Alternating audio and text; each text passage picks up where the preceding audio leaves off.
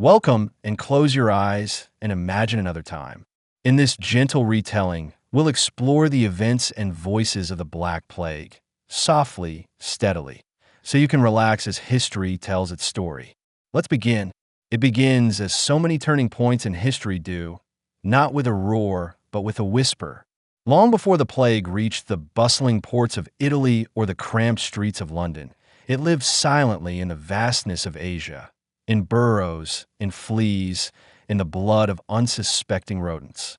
Imagine that, the greatest catastrophe medieval Europe would ever endure, already stirring in the steppes and mountain ranges of lands most Europeans couldn't even picture on a map. The first rumors, if we can call them that, didn't sound like warnings of a global calamity. They were scattered reports, travelers noting strange sicknesses along trade routes, nomads talking of sudden deaths among horses and men, merchants arriving at cities with unsettling stories of towns emptied in days. To many, these tales blended into the usual background noise of medieval life. After all, disease was common, and mortality was familiar. People fell ill, families buried their dead. Life, such as it was, kept marching forward. But this was different. This whisper would grow into a storm.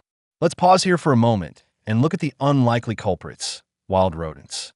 In the remote highlands of Central Asia, particularly in regions we now know as Mongolia and parts of Western China, species like the marmot carried a bacterium in their bloodstream, Yersinia pestis. They didn't write chronicles or leave behind diaries, but their role was crucial. The fleas that infested them hopped easily to camels, horses, and eventually the black rats that loved to stow away in caravans. And here's the thing. Medieval humans had no idea such microscopic killers existed. The concept of bacteria was centuries away. So when herders in the steppe fell suddenly ill after skinning marmots for fur, no one linked it to fleas or rodents. They saw only the mysterious fevers, the sudden swellings, and the terrifying speed with which a strong man could crumble into a corpse. You know what's chilling? Even today, plague still lingers in animal populations in some corners of Asia and the American West. It hasn't vanished. It just doesn't spread with the same catastrophic force. Back then, though, without antibiotics, without understanding, without even the word plague to capture what was happening, it was pure, inexplicable terror. The early 1300s were a time of astonishing connectivity across Eurasia. The Mongol Empire, forged by Genghis Khan and carried forward by his heirs, stretched from the edges of China deep into Eastern Europe. It was brutal, yes, but also strangely stabilizing, the so-called Pax Mongolica. Caravans could move more freely, merchants could cross long distances with relative safety, and cities like Samarkand, Tabriz, and Kashgar flourished as waypoints of commerce. But with the silk and spices, with the porcelain and silver, something else was traveling. Fleas in the fur bundles, rats scampering among grain sacks, invisible cargo that no merchant intended to carry. The routes that enriched Europe with exotic goods would also become the highways of death. Think of it like this. If the medieval world had been less connected, maybe the Black Death would have burned itself out in Central Asia. But humans crave connection, and empires build roads. Every new bridge, every protected caravan, every open port was also an invitation for plague to expand its reach. Contemporary accounts from Asia are fragmented, but we can trace the outlines. In the 1320s and 1330s, whole regions of northwestern China suffered unexplained epidemics. Some chronicles mention rivers choked with bodies, villages entirely abandoned, even the deaths of large numbers of livestock. One Chinese record speaks of 90% mortality in certain provinces, an almost unimaginable figure. Whether these were directly caused by Yersinia pestis or some combination of disasters, famine, earthquakes, floods followed by disease, is debated. But the timing is suspicious, isn't it? The Mongol armies themselves were hit hard. Soldiers in encampments sickened suddenly, and their leaders struggled to hold territories when their own troops were dying in droves. Remember, these were armies that relied on speed, on horseback movement across huge distances.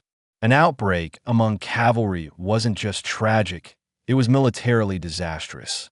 Some historians even suggest that the weakening of Mongol control in parts of China owed as much to plague as to rebellion. And with each military retreat, with each frightened band of survivors fleeing home, the pathogen scattered further. It's important to realize the 14th century wasn't exactly a calm, steady time even before plague appeared. Europe had seen famines in the early 1300s that left populations weakened and malnourished. Climate shifts, the so-called Little Ice Age, brought harsher winters and shorter growing seasons. Across Asia, floods and earthquakes rattled communities. Disasters seemed to pile one on top of another. So when disease hit, it wasn't landing in a world of abundance and resilience. It was kicking down a door already hanging off its hinges. Imagine a village in Central Asia already scraping by after a bad harvest. Then livestock begin to die mysteriously. A few herders fall ill. Within a week, an entire extended family lies in shallow graves. Survivors, terrified, abandon their homes, maybe carrying food and furs to trade in the next town over. They think they're running from death, but in truth, they're carrying it with them. Here's a sobering thought. Most of the early victims of plague left no written record. Illiterate herders, small-town traders, peasant families, they didn't have parchment or ink, and even if they did, survival, not storytelling, consumed them. What we know comes from patchy reports and imperial chronicles, second-hand notes from merchants, or archaeological hints. Mass graves, layers of bones with similar signs of sudden burial. But silence in the record doesn't mean silence in reality. Imagine the hushed prayers, the hurried burials, the rumors whispered from neighbor to neighbor. The family over the hill is gone. Don't go near the well. God is punishing us. Fear spreads faster than any written word, and in a largely oral culture, that fear itself was like a contagion. Even though these early outbreaks seemed distant to Europeans, they were the prelude. Genoese and Venetian merchants still traveled east. Diplomats still shuttled between Mongol courts and Mediterranean kingdoms. Every sack of grain, every bundle of fur, every ship's cargo was a potential Trojan horse. And there's a bitter irony here. The very trade that enriched Europe, fueling its cities, feeding its luxuries, laid the tracks for its greatest devastation. Wealth came at a price, but no one could have imagined just how high it would be. You know what? If you told a merchant in Constantinople in 1335 that within 15 years half the continent might lie in graves, they would have laughed. Disease was part of life? Yes, but extinction-level catastrophe? That was beyond imagining. And yet, the whisper was already moving westward, unseen, unstoppable. This is the chilling part. By the late 1330s, plague had already killed hundreds of thousands across Asia. But in Europe, life still looked normal. Cathedrals were being built. Universities debated theology. Peasants sowed and reaped their crops, largely unaware of what was coming. History sometimes is cruel in this way.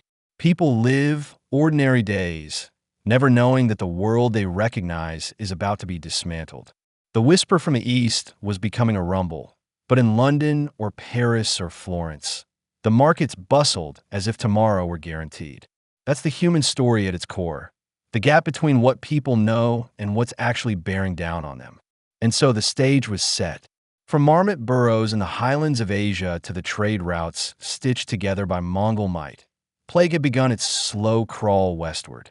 By the time it reached the Crimean port of Kaffa, it would no longer be a whisper, but a scream heard all the way across Europe.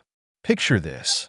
A long line of camels winding its way across a barren stretch of desert, bells jingling softly, dust rising in the dry air.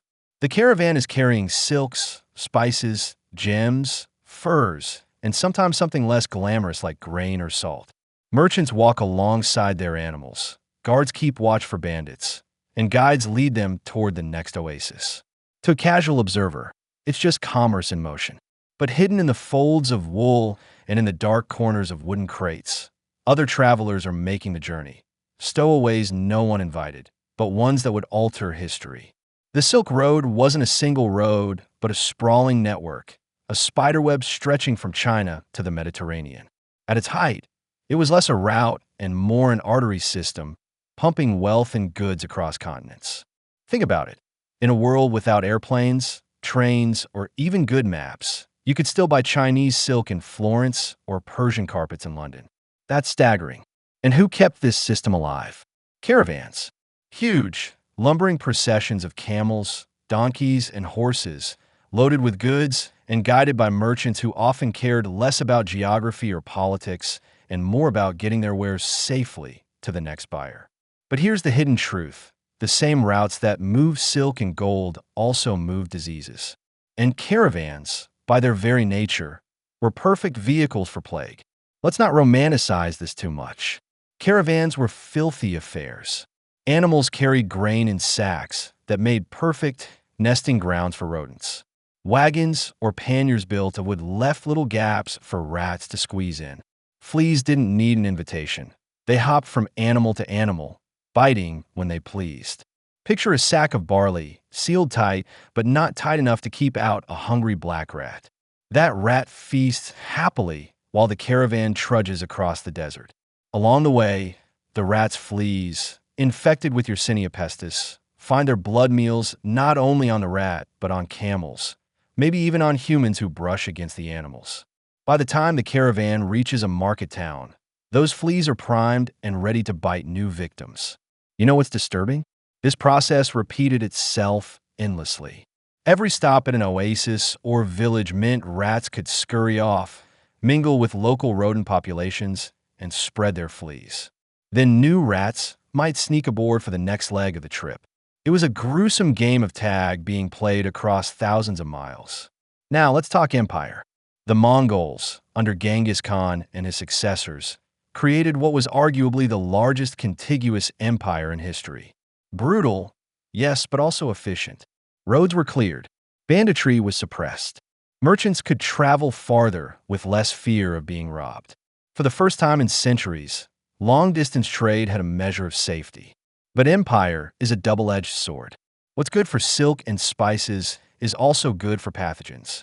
The Mongols maintained relay stations, known as yam, where messengers and caravans could rest.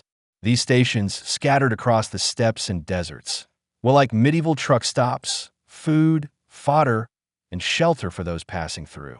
Unfortunately, they were also pit stops for rats and their fleas. One can almost imagine a flea-infested bundle of furs being dropped at a relay, left for a day or two, then picked up by a different caravan. The fleas didn't care about ownership. They only cared about blood. Of course, it wasn't just rats. Humans played their part too. Caravans were made up of dozens, sometimes hundreds, of people, merchants, guards, cooks, stable hands. They lived, slept, and ate in close quarters, often in unsanitary conditions. A single sick person could pass along a respiratory form of the plague, the pneumonic variety, with frightening ease. Imagine a group of tired merchants huddled around a fire at night. One coughs, another leans closer to share food. By the time they reach the next town, half of them are feverish. And unlike armies, which might stay put for months, caravans kept moving. They didn't linger. They carried their invisible cargo onward. By the 1330s, plague was riding these caravans with increasing frequency. Chinese records describe epidemics devastating communities near caravan routes. In Central Asia, nomadic tribes reported mysterious sicknesses wiping out entire camps. Persian historians, writing slightly later, spoke of a pestilence from the east that seemed to leap from city to city as if carried on the wind. But it wasn't the wind. It was the steady plod of camels' hooves, the creak of wagons, the endless exchange of goods, and the rats nesting in the shadows. Think of it like wildfire. A spark in a dry forest might die out if it's isolated. But if travelers keep carrying embers to new patches of dry wood, the fire never ends. That's what caravans did. They carried embers of plague from one town to the next, ensuring the fire would grow until it consumed half the known world. Every caravan had a stop, and every stop meant mixing populations. Oases and cities along the Silk Road were cosmopolitan hubs. Persians, Arabs, Chinese, Mongols, Armenians, Italians, and more all crossed paths. Merchants bargained. Travelers swapped stories. Goods changed hands. And with each exchange came fleas, rats, and microbes. Imagine a bustling marketplace in Samarkand or Tabriz. Carpets spread out for display. Spices filling the air with sharp aromas. Crowds pressing shoulder to shoulder. Somewhere under the stall tables, rats dart between shadows, unnoticed. A flea leaps from one rat to a local dog. The dog goes home with its master. By nightfall, the infection has a new foothold. What's chilling is that nobody suspected. Merchants feared thieves more than fleas. Illness was part of life, but the idea that an invisible killer was hitching a ride with every caravan, that was beyond their imagination. Step by step, caravan by caravan, plague moved closer to Europe. From China into Central Asia, from Central Asia into Persia and the Middle East, and finally toward the Black Sea ports. Each leg of the journey spread it wider. By the time it reached Kaffa, that fateful port where Mongol besiegers hurled plague-ridden corpses over the walls, the groundwork had already been laid. And again, here's the irony. Trade, which bound the world together, was also the very thing that nearly unbound it. The more prosperous the routes became, the faster plague spread. Wealth carried death as its hidden twin. Let's not forget the human side. For the people in those caravans, life was ordinary. They worried about whether their goods would fetch a good price, whether bandits lurked ahead, whether their animals would survive the harsh journey. The possibility that a tiny insect could wipe out half of humanity never crossed their minds. This is the cruel lesson. History is lived forward but understood backward. To the caravan masters of the 1330s, they were just keeping business alive. To us, looking back, they were the unwitting couriers of apocalypse. So, as the camels trudged westward and merchants tallied their profits, a darker tally was building silently in the background. Caravans had become carriers, not just of wealth but of death. And their next stop, the Black Sea, would transform whispers into a catastrophe that no one could ignore. The story of the Black Death's leap into Europe has one of those almost cinematic turning points. A siege, an army racked by disease, and a desperate, gruesome tactic that still echoes through history books today. It's a tale that sounds more like dark legend than sober fact. Yet it sits at the crossroads of truth and myth.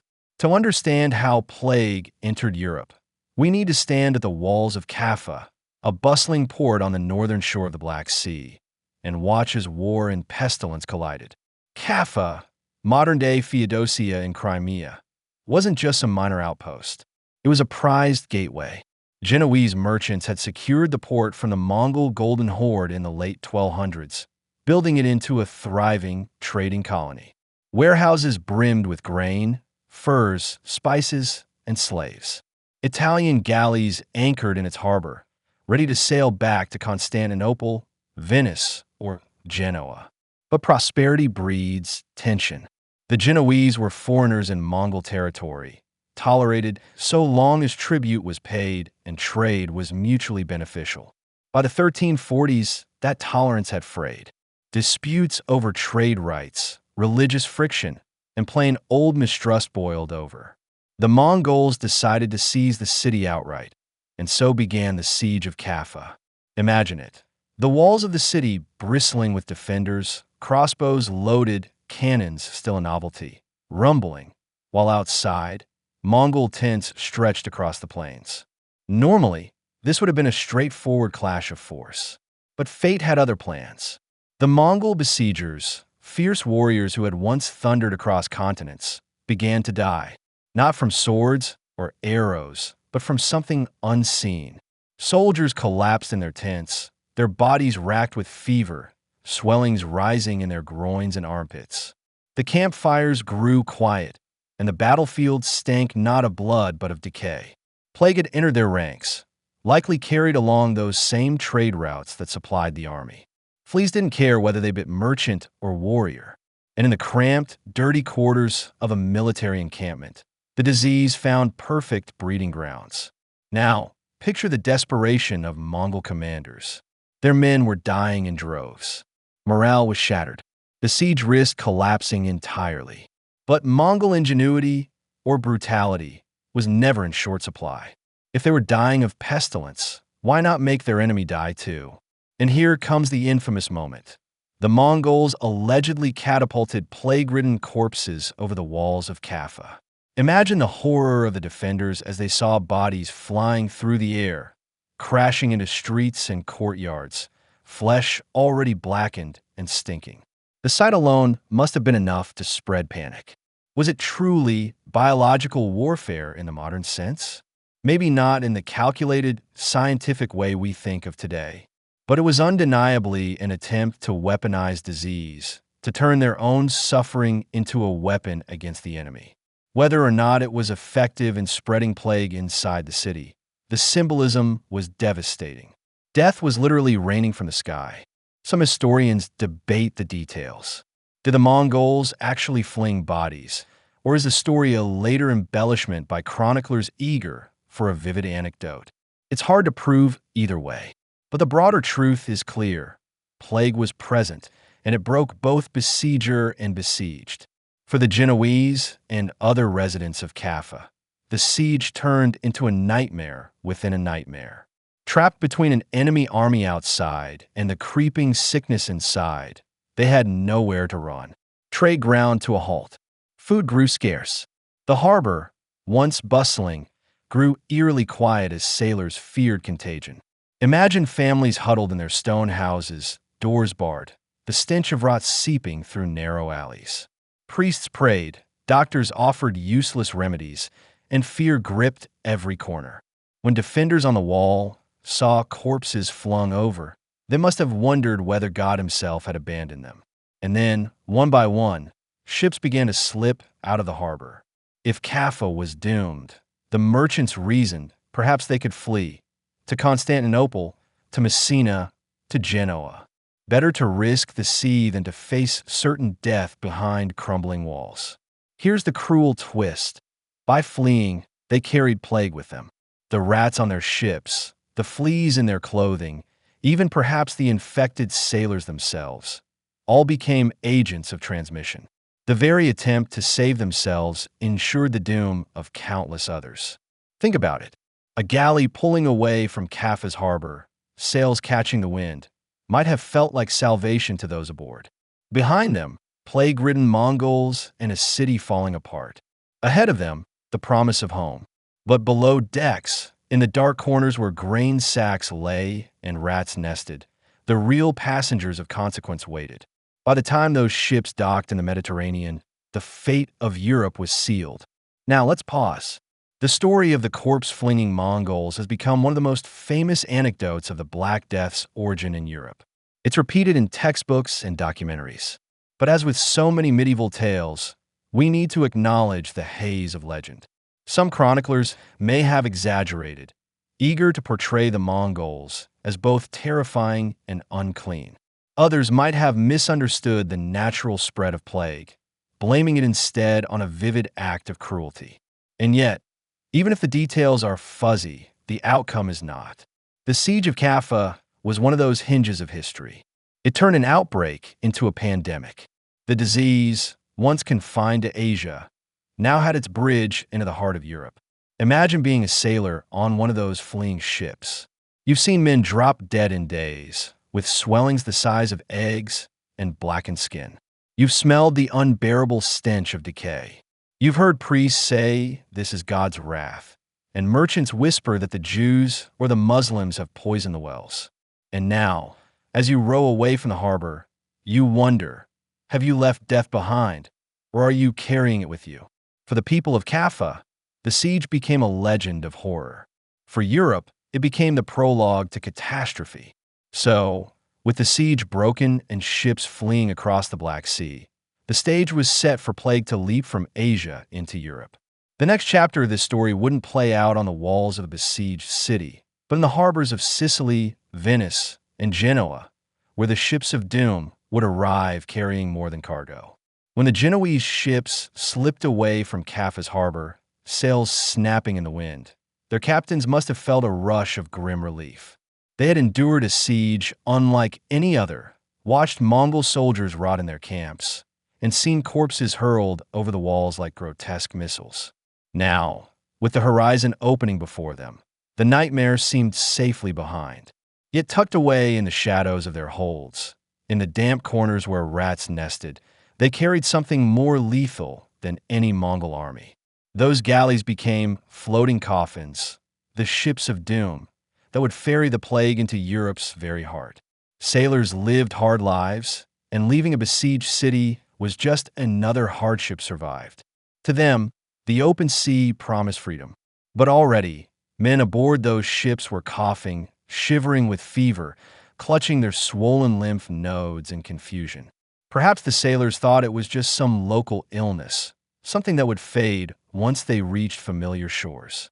They didn't realize they were carrying a plague that killed faster than storms and struck with more certainty than any pirate raid.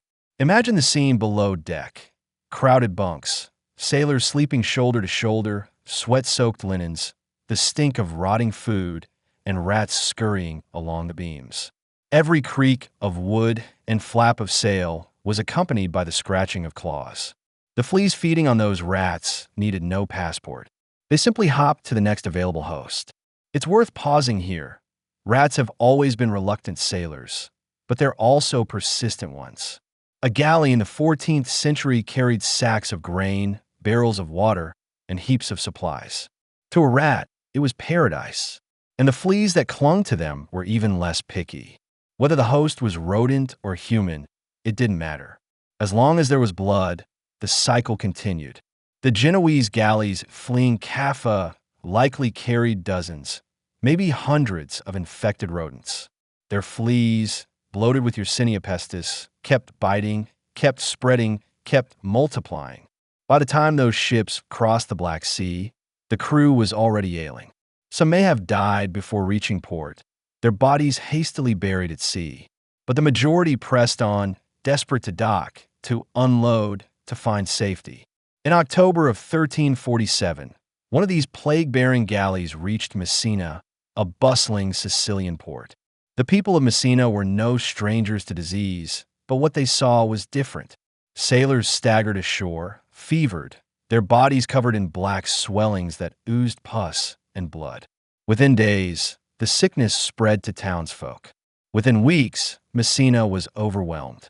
Chroniclers tell us the city fathers, horrified, drove the ships out, forcing them back to sea. But it was already too late. The disease had taken root. From Sicily, it leapt to other ports, carried by desperate sailors in search of refuge. Catania, Genoa, Venice, all would soon feel the same dread. Here's the bitter truth. Turning away those ships didn't stop the plague. It merely ensured its spread to new harbors, carried by vessels seeking friendlier docks. Each rejection sent the contagion farther along the coast, multiplying its reach. Ports are the lifeblood of medieval commerce. They weren't just economic centers, they were cultural crossroads.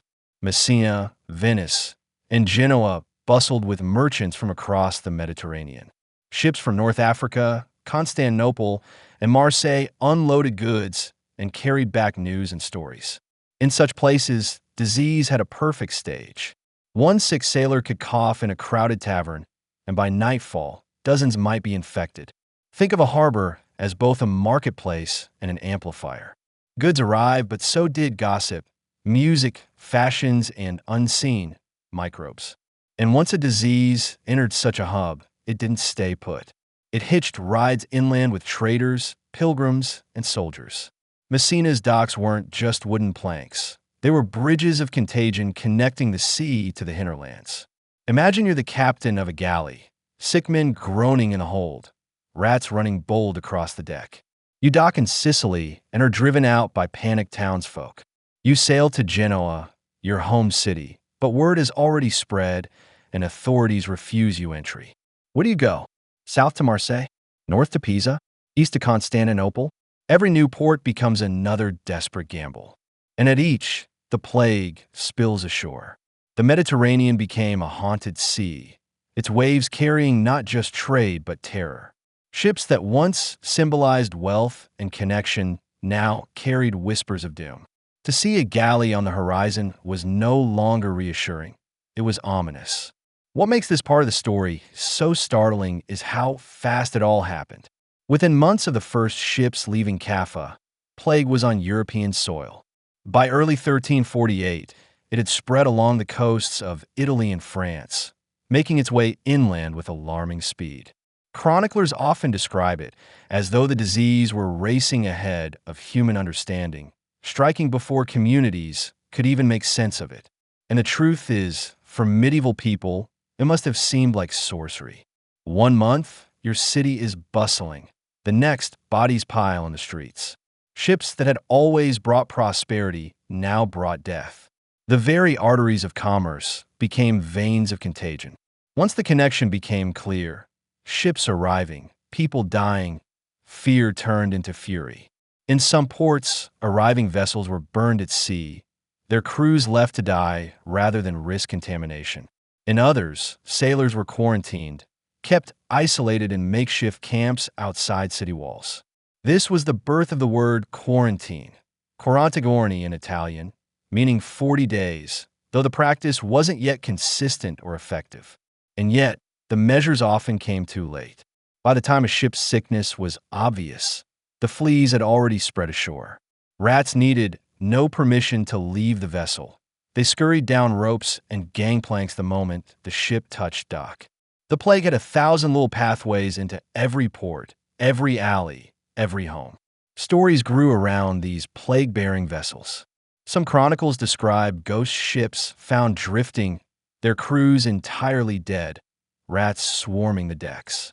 Others tell of towns refusing any ship from the east, only to have smugglers sneak into harbor under cover of night. Fact or folklore, these stories capture the terror of the time. A ship was no longer a symbol of trade or salvation. It was a floating omen, a death sentence wrapped in sails. And you know what? Those stories, even if exaggerated, carried a deeper truth. People didn't need scientific proof to sense the danger. They saw the pattern. Ship arrives, sickness follows. The logic was grim but undeniable.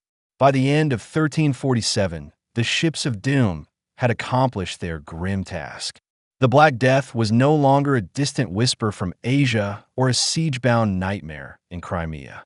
It was ashore, spreading through Italy, France, and beyond. The disease had found its way into Europe's bloodstream, and there would be no turning it back. When the plague first set foot in Europe, it didn't do so quietly. It arrived with a bang, striking Messina in Sicily like lightning from a clear sky.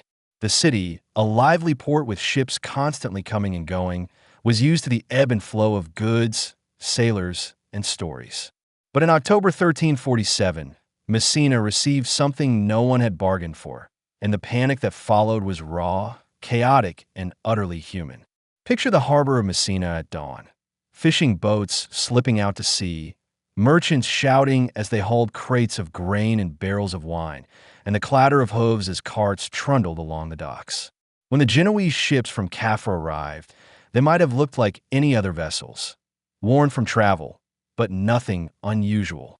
People expected news from the Black Sea, exotic goods, maybe gossip about the Mongols. Instead, they got horror. As the sailors staggered ashore, it became clear something was terribly wrong. Men who had been strong a week before now looked hollow-eyed, fevered, covered in grotesque swellings. Some collapsed before even reaching the market square. Others made it into town only to die within hours.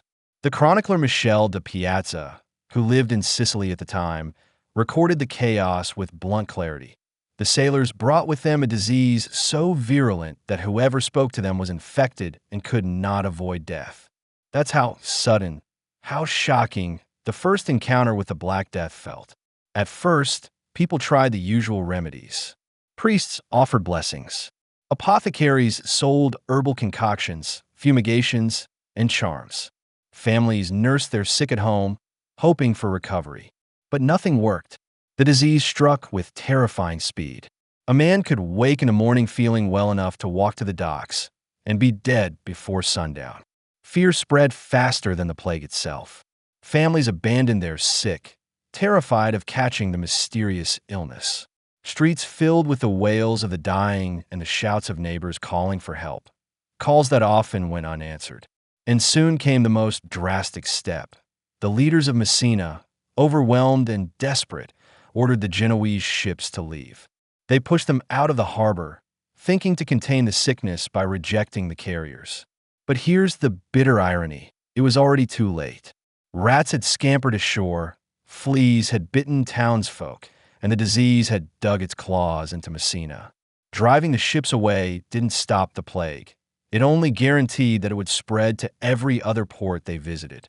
You have to remember, no one in Messina understood what was happening. The very concept of a germ was centuries away. Instead, explanations ran wild. Some thought it was punishment from God.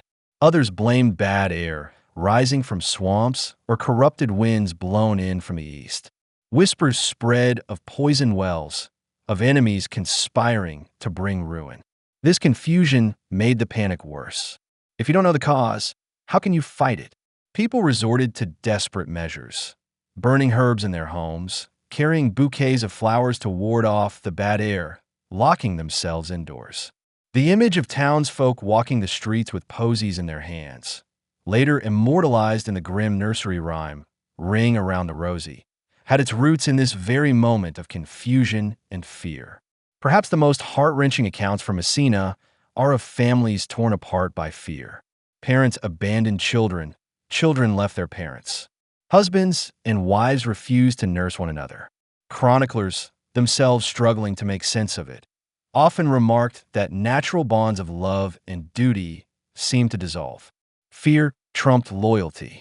One Sicilian writer described it simply: brothers deserted brothers, fathers abandoned their sons, and wives left their husbands to die. It's easy to judge from a distance, but imagine the terror of watching someone you love grow blackened and swollen before your eyes, knowing that your touch might seal your own fate. The plague didn't just kill bodies, it corroded trust. The pace of collapse was shocking. Messina was a city of perhaps 30,000 people, not enormous but not small. Within weeks, it was paralyzed. Shops closed. Markets emptied. Priests and doctors either fled or died. Corpses piled up in homes and streets, too many to bury properly. The living sometimes hurled the dead out of windows or left them at crossroads, hoping someone else would deal with them. And the sound, imagine it. Bells tolling endlessly for the dead. Carts rumbling down alleys, pile high with bodies. Dogs howling as they sniffed the streets. A city once alive with commerce reduced to a symphony of mourning. Word of Messina's disaster spread quickly. Other Sicilian towns, hearing the stories, try to seal their gates against travelers. But how do you close yourself off when trade is your lifeline? Grain still needed to be sold. Wine still shipped. Families still traveled for weddings or pilgrimages. And so the plague moved Catania, Palermo, Syracuse. Each tried to stop it. Each failed. And remember those ships turned away from Messina? They sailed onward, seeking ports that would accept them. Some docked in Genoa, some in Marseille, others perhaps in Pisa. Each time, the same grim pattern repeated. Sailors sick, townsfolk infected, panic unleashed. There's something unique about being the first community struck by a catastrophe.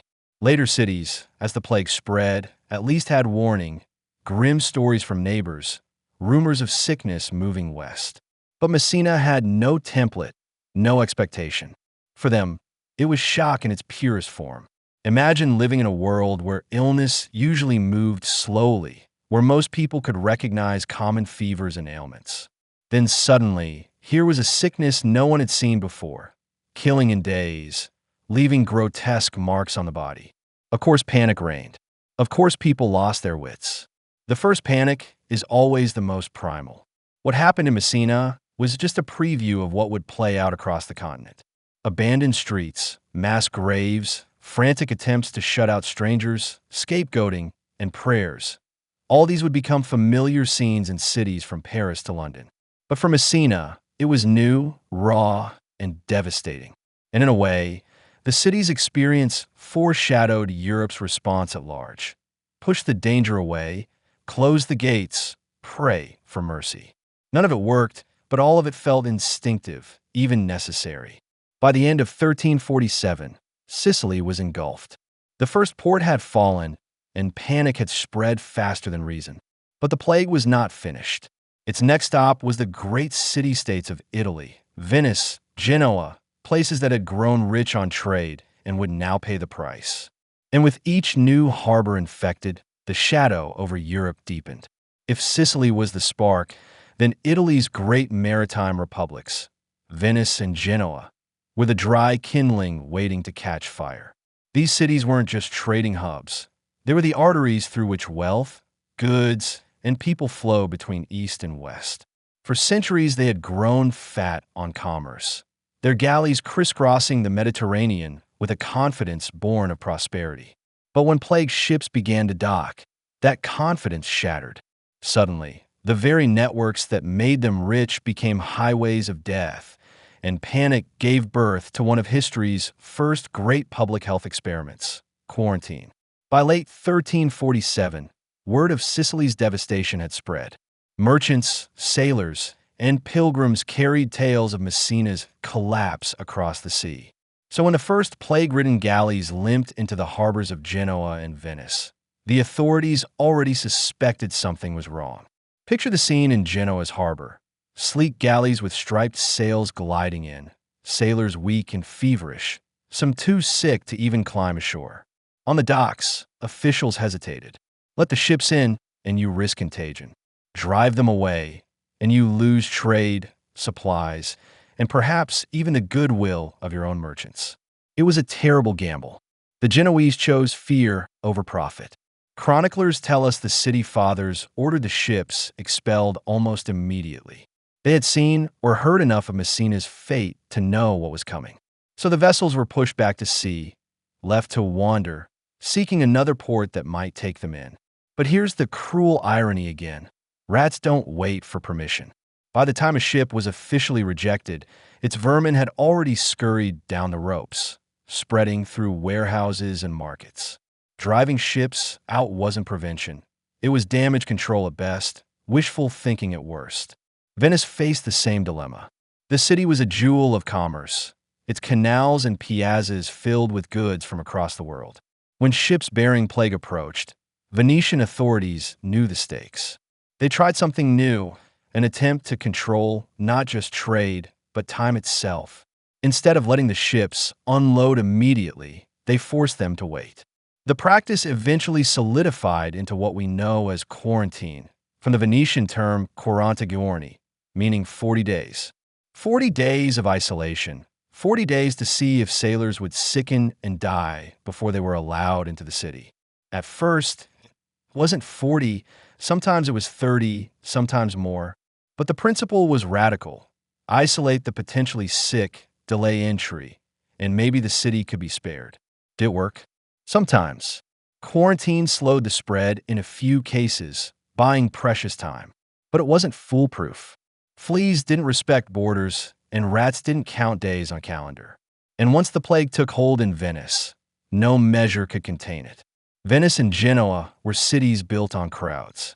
Narrow alleys, bustling markets, crowded piazzas, perfect for contagion.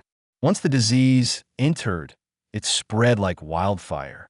In Venice, gondoliers abandoned their boats, fearful of ferrying the sick. Merchants shuttered their shops. Nobles fled to villas on the mainland, hoping distance would protect them. Genoa, too, saw its lifeblood stall. The harbor quieted, the great warehouses stood eerily still, and bells tolled endlessly for the dead. Both cities were known for their wealth, but all the gold in their vaults couldn't buy safety. In fact, wealth may have made them more vulnerable. The richer the city, the more ships it welcomed. The more ships, the more rats. The more rats, the more plague. Prosperity became its own undoing. Venetian authorities, desperate, began to designate small islands in the lagoon as places of isolation. Ships would anchor there, their crews forbidden from entering the city until the waiting period passed. Later, these islands became more formalized as lazaretti, plague hospitals, and isolation zones. Imagine it. Sailors stuck on a barren strip of land, watching the glittering spires of Venice in the distance, but forbidden to enter. Supplies were ferried out by cautious guards, often at inflated prices. Some sailors sickened and died there, never seeing the city they had sailed for. Others endured the long wait, staring at the horizon, counting the endless days. It was grim, but it was also the birth of a new kind of thinking, a recognition, however rudimentary, that disease moved with people and that controlling movement could control plague. Inside the cities, ordinary people lived in fear. Parents kept children indoors. Lovers refused embraces. Priests still marched in processions, swinging incense and chanting prayers, but their flocks grew smaller each day. And here's something worth noting. People weren't passive. They tried everything they knew, lighting fires in the streets to purify the air, washing with vinegar, wearing amulets. Wealthier families sealed themselves in palaces, while the poor huddled in crowded homes, unable to escape. For some, Venice's and Genoa's quarantine rules felt like protection. For others, they felt like abandonment, leaving the poor to fend for themselves while the wealthy bought time. The contradiction at the heart of quarantine was this. These cities couldn't survive without trade, but trade was the very thing killing them. A ship denied entry one day might be quietly admitted the next if its cargo was valuable enough. Corruption, bribery, and sheer desperation often undermined official decrees. Think of a Venetian merchant watching his fortune rot on a quarantined ship. The temptation to bend the rules, to slip goods ashore under cover of night, must have been overwhelming. And every such breach risked unleashing plague anew. Despite all their efforts, both Venice and Genoa were soon overwhelmed. From their ports, the plague moved inland along trade roads, carried by merchants and pilgrims. Florence, Milan, Pisa, all began to fall in line behind Sicily, their streets filling with the dead. And once again, the attempt to protect one city often doomed another. Ships driven from Genoa might dock in Marseille. A galley turned away from Venice might sail to Ragusa or Dalmatia. The web of commerce was too tight, too interwoven. No single city could cut itself off completely. Though their quarantines didn't save them in 1347 to 48, Venice and Genoa planted a seed that would last. The idea that time and isolation could control disease eventually became a cornerstone of public health. Centuries later, quarantine laws would become standard practice across Europe, refined and enforced with more rigor. In a way, those desperate decrees in 1347 were the first clumsy drafts of a playbook we still use today. By the close of 1347, plague had passed from Sicily into Italy's great ports, and from there into the wider continent. Quarantine slowed, but could not stop its march. The shadow was lengthening. France would soon feel its chill, and England would wait nervously for its turn. By the time 1348 dawned, the plague had already swept through Sicily and the Italian ports. But disease doesn't respect borders, and ships don't sail in straight lines for long. The natural next step was France, specifically its great southern ports, where the Mediterranean trade routes spilled into Europe's heartland. What happened there would set the stage for the catastrophe that engulfed Paris and beyond. If Messina was the spark and Venice the kindling, then France was the roaring blaze. The city of Marseille was one of the busiest ports on the French Mediterranean. Merchants from Italy, Spain, North Africa, and the Levant unloaded everything from silks to spices, while local traders pushed barrels of wine and wheat onto outgoing ships. It was a bustling, cosmopolitan place, which made it dangerously exposed. When the plague ships arrived, likely expelled from Genoa, Marseille had little chance. Sailors staggered ashore, already fevered, their bodies marked with buboes. Within days, the infection spread. Chroniclers describe houses full of the dead, streets clogged with funeral processions, and clergy collapsing at the altars. And Marseille's response? Much like Messina's, authorities tried to drive the infected ships away, but rats had already scurried into the warehouses. Fleas had already bitten dockworkers. The plague didn't need permission to enter. It had already found its foothold. From Marseille, the sickness spread north along the Rhone Valley, hitting Avignon in the spring of 1348. Now, Avignon wasn't just any city. It was the seat of the papacy at the time, the Babylonian captivity, when the popes had relocated from Rome. That meant Avignon wasn't just religiously important. It was politically and culturally central, a city of scholars, clergy, and international visitors. When plague arrived, panic hit harder than in most places. Pope Clement VI reportedly ordered great fires set around his residence, hoping the smoke would purify the air and keep the miasma at bay. He even blessed the Rhone River so corpses could be thrown in when burial grounds overflowed. Chroniclers note that the river was soon clogged with bodies, a grim testimony to how quickly Avignon fell. Imagine the psychological impact. If even the papal court, with all its wealth and holy authority, could not hold back the plague, what hope was there for ordinary towns? From the south, the disease marched relentlessly northward. Pilgrims carried it, traders carried it, soldiers carried it. Every inn along the route became a new site of infection, every market a breeding ground. By June 1348, the Black Death had reached Paris. Paris was enormous by medieval standards, with perhaps 200,000 people, one of the largest cities in Europe. It was a city of contrasts, glittering cathedrals and filthy alleys, scholars at the Sorbonne debating theology while beggars slept under bridges. Crowds filled the marketplaces, horses clattered along cobblestones, and the Seine bustled with traffic. It was exactly the kind of dense, lively environment plague loved. When it hit, the devastation was staggering. One chronicler, Jean de Venette, wrote that in Paris, the mortality was so great that no one could be found to carry away the dead. Bodies were left in homes until neighbors could no longer stand stench. Entire streets fell silent. Across France, reactions mirrored what had already happened in Sicily and Italy. Families abandoned one another. Priests marched in processions, swinging incense and chanting prayers, but many of them fell ill themselves. Doctors prescribed bleeding, herbal fumigations, and charms, none of which worked. And yet, amid the panic, there was also piety. Some communities turned to fervent prayer, holding all-night vigils. Others joined the growing movement of flagellants, groups who whipped themselves in public, hoping to atone for humanity's sins and end God's wrath. In France especially, these processions became spectacles. Men stripped to the waist, beating their backs bloody as crowds watched in both awe and fear. But the plague kept spreading, indifferent to human rituals. It wasn't just the cities. Villages across the French countryside were struck as well. Imagine a small hamlet in Provence or Burgundy. A few dozen families living in close quarters, their livelihoods tied to farming. When plague entered, it often wiped out entire communities. Fields went unplowed, crops rotted, and survivors fled, abandoning homes to the wild.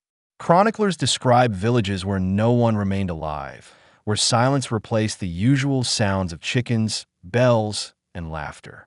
For the peasants of France, the plague was not only death, it was the collapse of daily life, of everything familiar. One of the most terrifying features of the plague in France was its speed.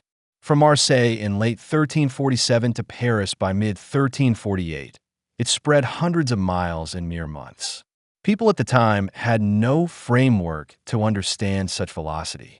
Disease, in their minds, came from bad air or divine punishment, but this was like watching a storm front roll across the land, unstoppable and unpredictable. And here's something chilling. In some towns, people died so quickly that legal documents note heirs inheriting estates only to die days later, leading to cascades of property transfers recorded in frantic succession. The very bureaucracy of France's courts became a grim ledger of mortality. Why does France matter so much in this story? Because it sat at the crossroads of Europe. Once the plague was entrenched there, it had direct routes into England, Spain, and the Low Countries. France was the hub, and once its hub was infected, the spokes of the wheel carried the disease outward. By the end of 1348, nearly every corner of France had felt the Black Death. From Marseille to Normandy, from Paris to the Pyrenees, the kingdom reeled. The dead numbered in the hundreds of thousands. The living struggled to bury them. From Sicily to Italy to France, the Black Death had carved a path of devastation in just over a year. And now, across the English Channel, another kingdom waited nervously, watching the reports of doom. England's turn was coming, though its people still clung to the illusion of distance. While Sicily, Italy, and France reeled under the weight of plague, England still lived in a strange twilight of ignorance. News of the devastation trickled in. Rumors carried by sailors, letters sent across the channel, frightened whispers from merchants returning from the continent. But rumors are one thing, reality is another. For the English of 1348, the Black Death was still something happening elsewhere. They didn't yet realize that it was already on the way, already in their harbors, already gnawing at the edges of their kingdom. To set the scene, England in the late 1340s was not idle. It was embroiled in the early years of what would become the 100 Years' War against France. Soldiers crossed the Channel regularly, ships ferried supplies, and diplomacy knitted the two kingdoms into a constant back and forth. Trade, too, was booming. English wool was a prized commodity on the continent, feeding the looms of Flanders and Italy. Every sack of wool meant profit, and every ship meant another chance for plague to sneak aboard. Yet ordinary people, from peasants in villages to merchants in London, went about their business largely unaware of the storm brewing across the water. Fields were sown, markets bustled, churches filled with the sound of bells and chants. There was no reason to think life would not go on as usual. Still, rumors arrived. Travelers spoke of Marseille, emptied of life, of Avignon where the Rhone ran thick with corpses, of Paris silenced by death.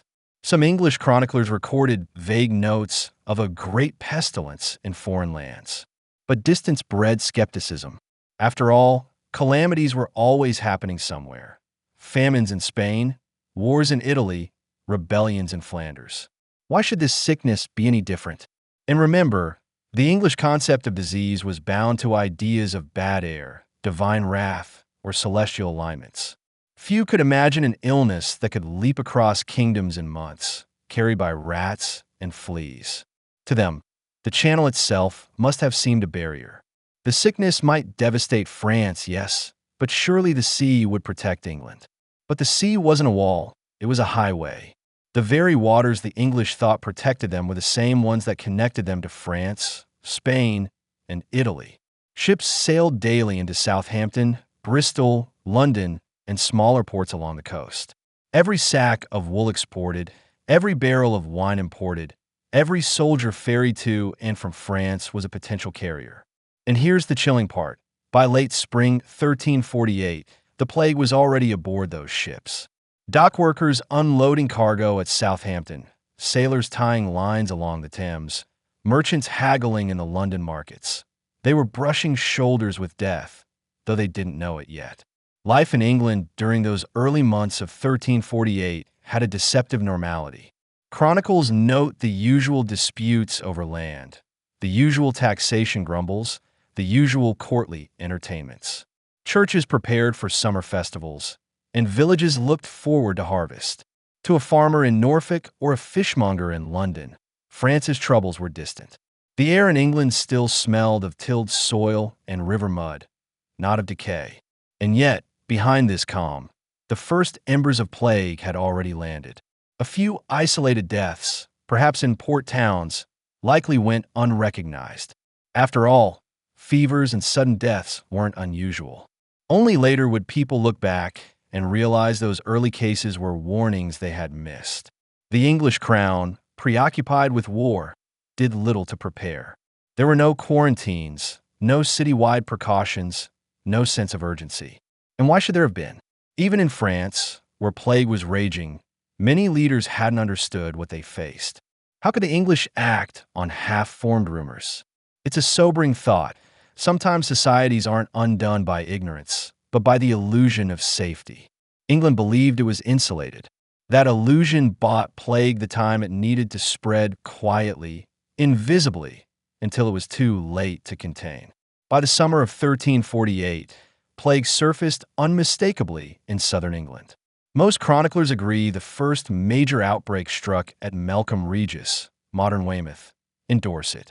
A ship, likely from Gascony or perhaps even Italy, docked with infected sailors. Within days, townsfolk fell ill. From there, the disease radiated outward into Devon, Somerset, and beyond. Imagine being in Melcombe Regis that summer. One week, the harbor is busy, sailors laughing, merchants unloading wine and salt. The next, neighbors are collapsing, their bodies swelling with buboes. Fear spreads faster than news. Some try to flee inland, carrying the disease with them. Others shut their doors, hoping to wait it out. The quiet coastal town becomes the epicenter of something unimaginable.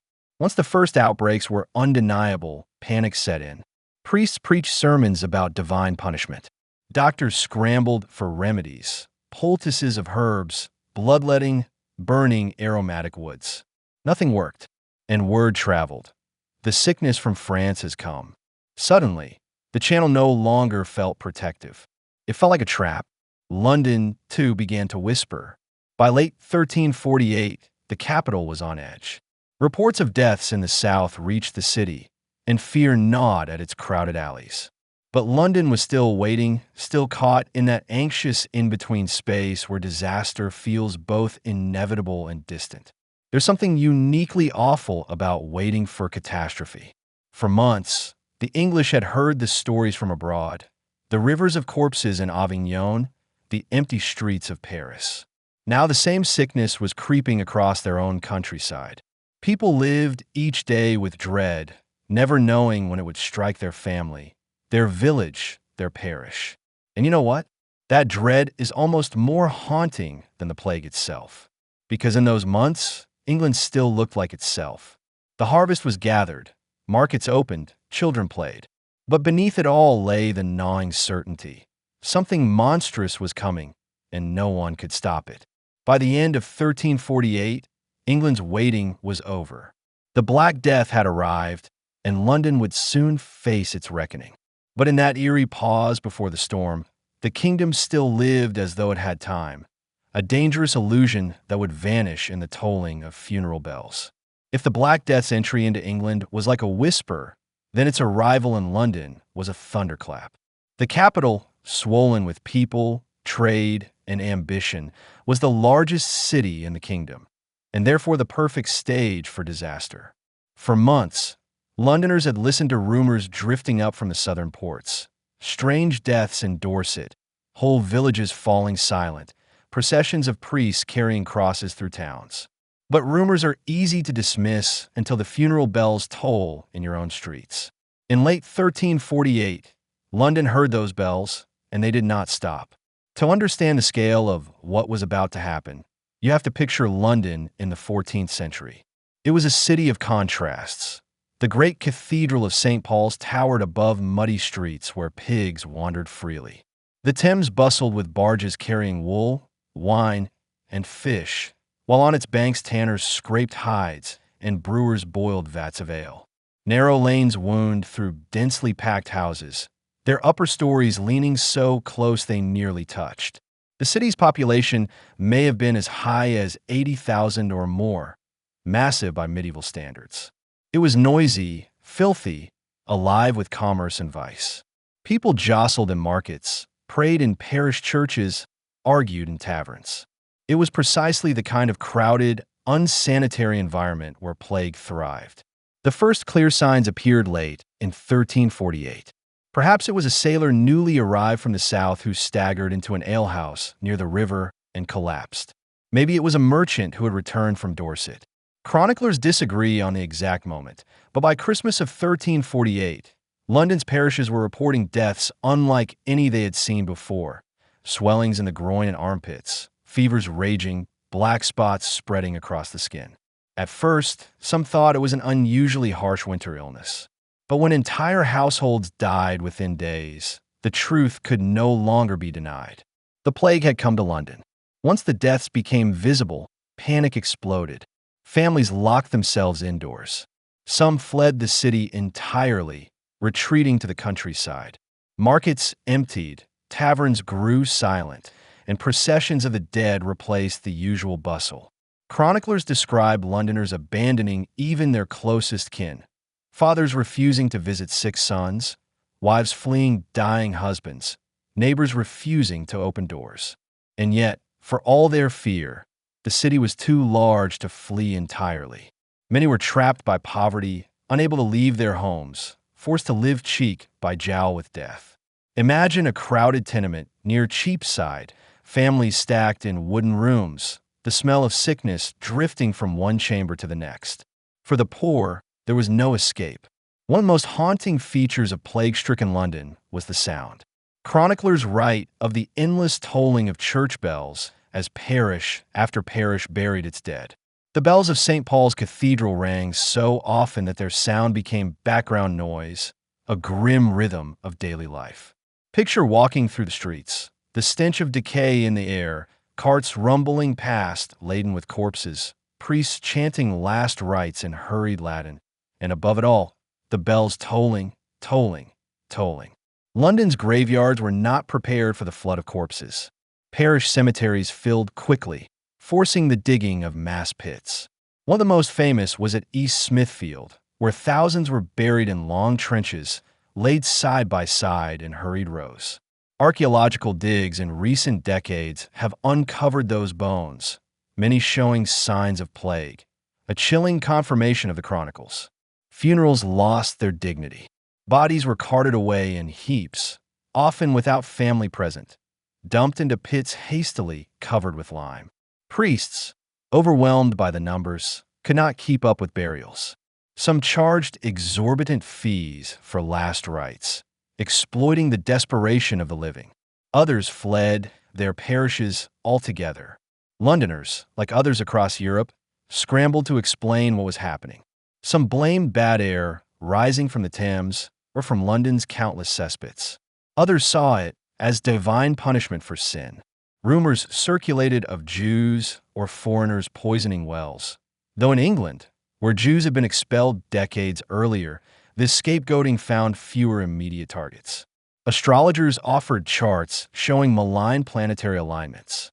Physicians prescribed fumigations of herbs or bleeding to release the corrupted humors. Nothing worked. And so, people turned increasingly to prayer, processions, and desperate acts of penance. As 1349 began, London all but stopped functioning. Courts suspended cases. Guilds lost members so quickly that records of apprenticeships and contracts simply halted. Shops shuttered and trade ground to a crawl. Even the royal government felt the shock. Tax revenues plummeted and officials died in office. The social fabric frayed. With so many dead, theft rose, abandoned houses were looted. Survivors squabbled over inheritances. Servants abandoned employers, and entire businesses collapsed for lack of workers. The very order of the city seemed to dissolve. Amid the statistics of death are the human stories that give the tragedy its weight. A chronicler tells of a mother abandoning her child on the steps of St. Mary's, too terrified to touch the fevered body. Another notes that lawyers stopped writing wills because death came too swiftly for legalities. Some wealthy Londoners, thinking to save themselves, shut themselves in country estates, only to die there anyway when servants brought the disease in. And then there were the priests and monks, many of whom remained at their posts, tending the sick, administering last rites. Entire monastic communities perished in their cloisters, leaving behind silent, empty halls. How many died in London? Estimates vary, but many historians believe the city lost nearly half its population in the first wave. Tens of thousands were buried in a matter of months. Imagine that. Every other person gone, houses standing empty, workshops silent, streets echoing with absence. The scale defies comprehension. The Black Death didn't just kill Londoners. It reshaped the city. Mass burial pits scarred the landscape. Entire neighborhoods were depopulated. Guilds had to rebuild from scratch.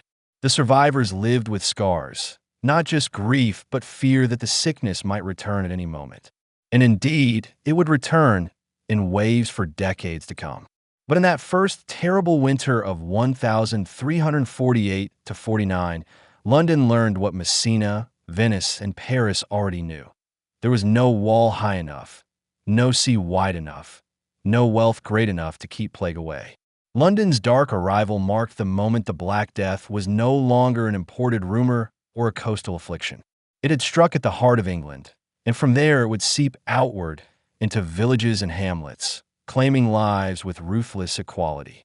The city had become both victim and vector, spreading death along its roads like a contagion carried on wheels. If London's nightmare was one of bells tolling and pits overflowing, the countryside faced a quieter but no less devastating horror. The plague did not stop at the city walls. It traveled down cart tracks, across pastures, along rivers. It followed merchants and pilgrims, beggars and bailiffs.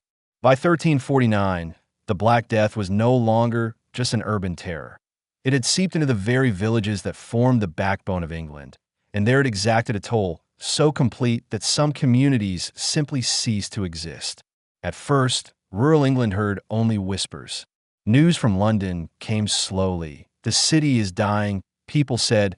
There are not enough living to bury the dead.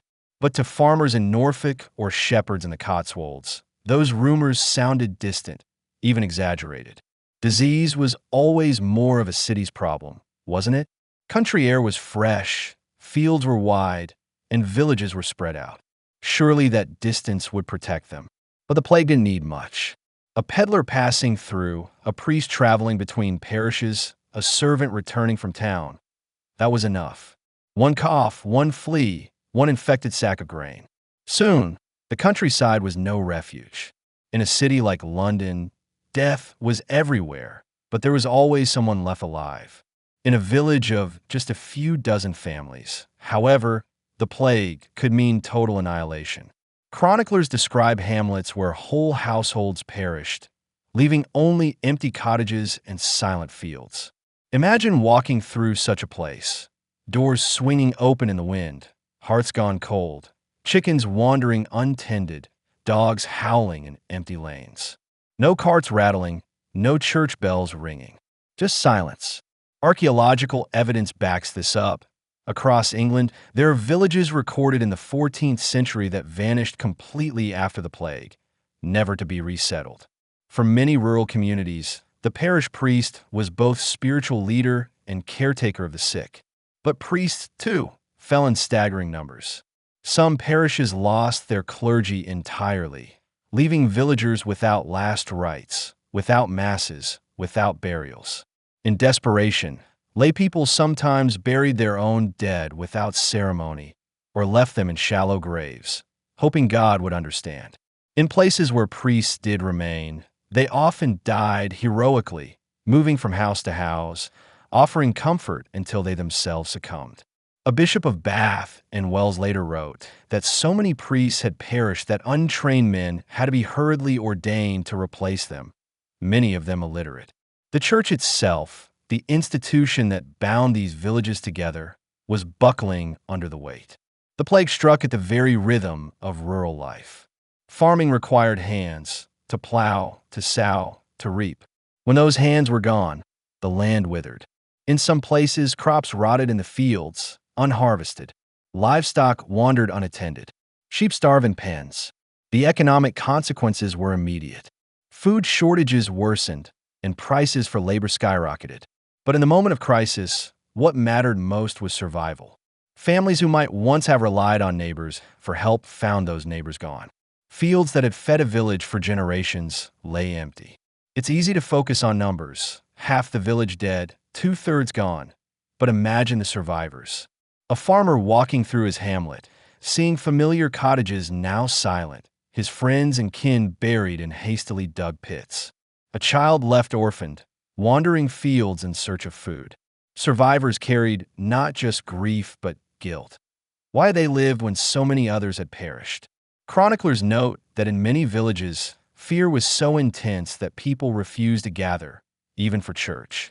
The very fabric of communal life unraveled.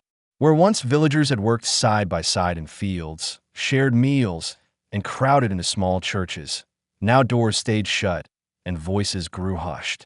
With so many villages decimated, survivors often fled. Some abandoned their homes altogether, seeking refuge with relatives in other towns or wandering as beggars. Roads filled with displaced people, widows, orphans, laborers with no employers. For the first time, England faced a population of wanderers created not by famine or war, but by sheer depopulation. And here's the thing, those wanderers spread plague further. Every time someone fled a dying village for a neighboring one, they risked carrying infection with them. Fear and survival worked hand in hand to ensure the disease reached even the most remote hamlets. In cities, the tolling of bells marked the scale of loss. But in villages, sometimes even the bells fell silent. If the priest was dead and the parish gone, there was no one left to ring them. Imagine the eerie quiet of a countryside where not only homes, but also churches stood abandoned, their steeples rising above empty fields. The chronicler Henry Knighton wrote of whole parishes where there remained no man, no woman, no child. He may have exaggerated, but the archaeological record supports his picture: abandoned settlements, never reoccupied. The English landscape, even today. Though catastrophic, the plague's toll on villages planted seeds of profound change. With so many peasants dead, the survivors found their labor suddenly valuable. Landlords, desperate for workers, offered higher wages and better terms. Serfs who once toiled under strict obligations now bargained for freedom. Some fled to towns where labor was in demand, weakening the manorial system that had defined rural England for centuries. But those transformations came later. In the moment, all that mattered was the toll, the endless funerals, the empty cottages, the unplowed fields.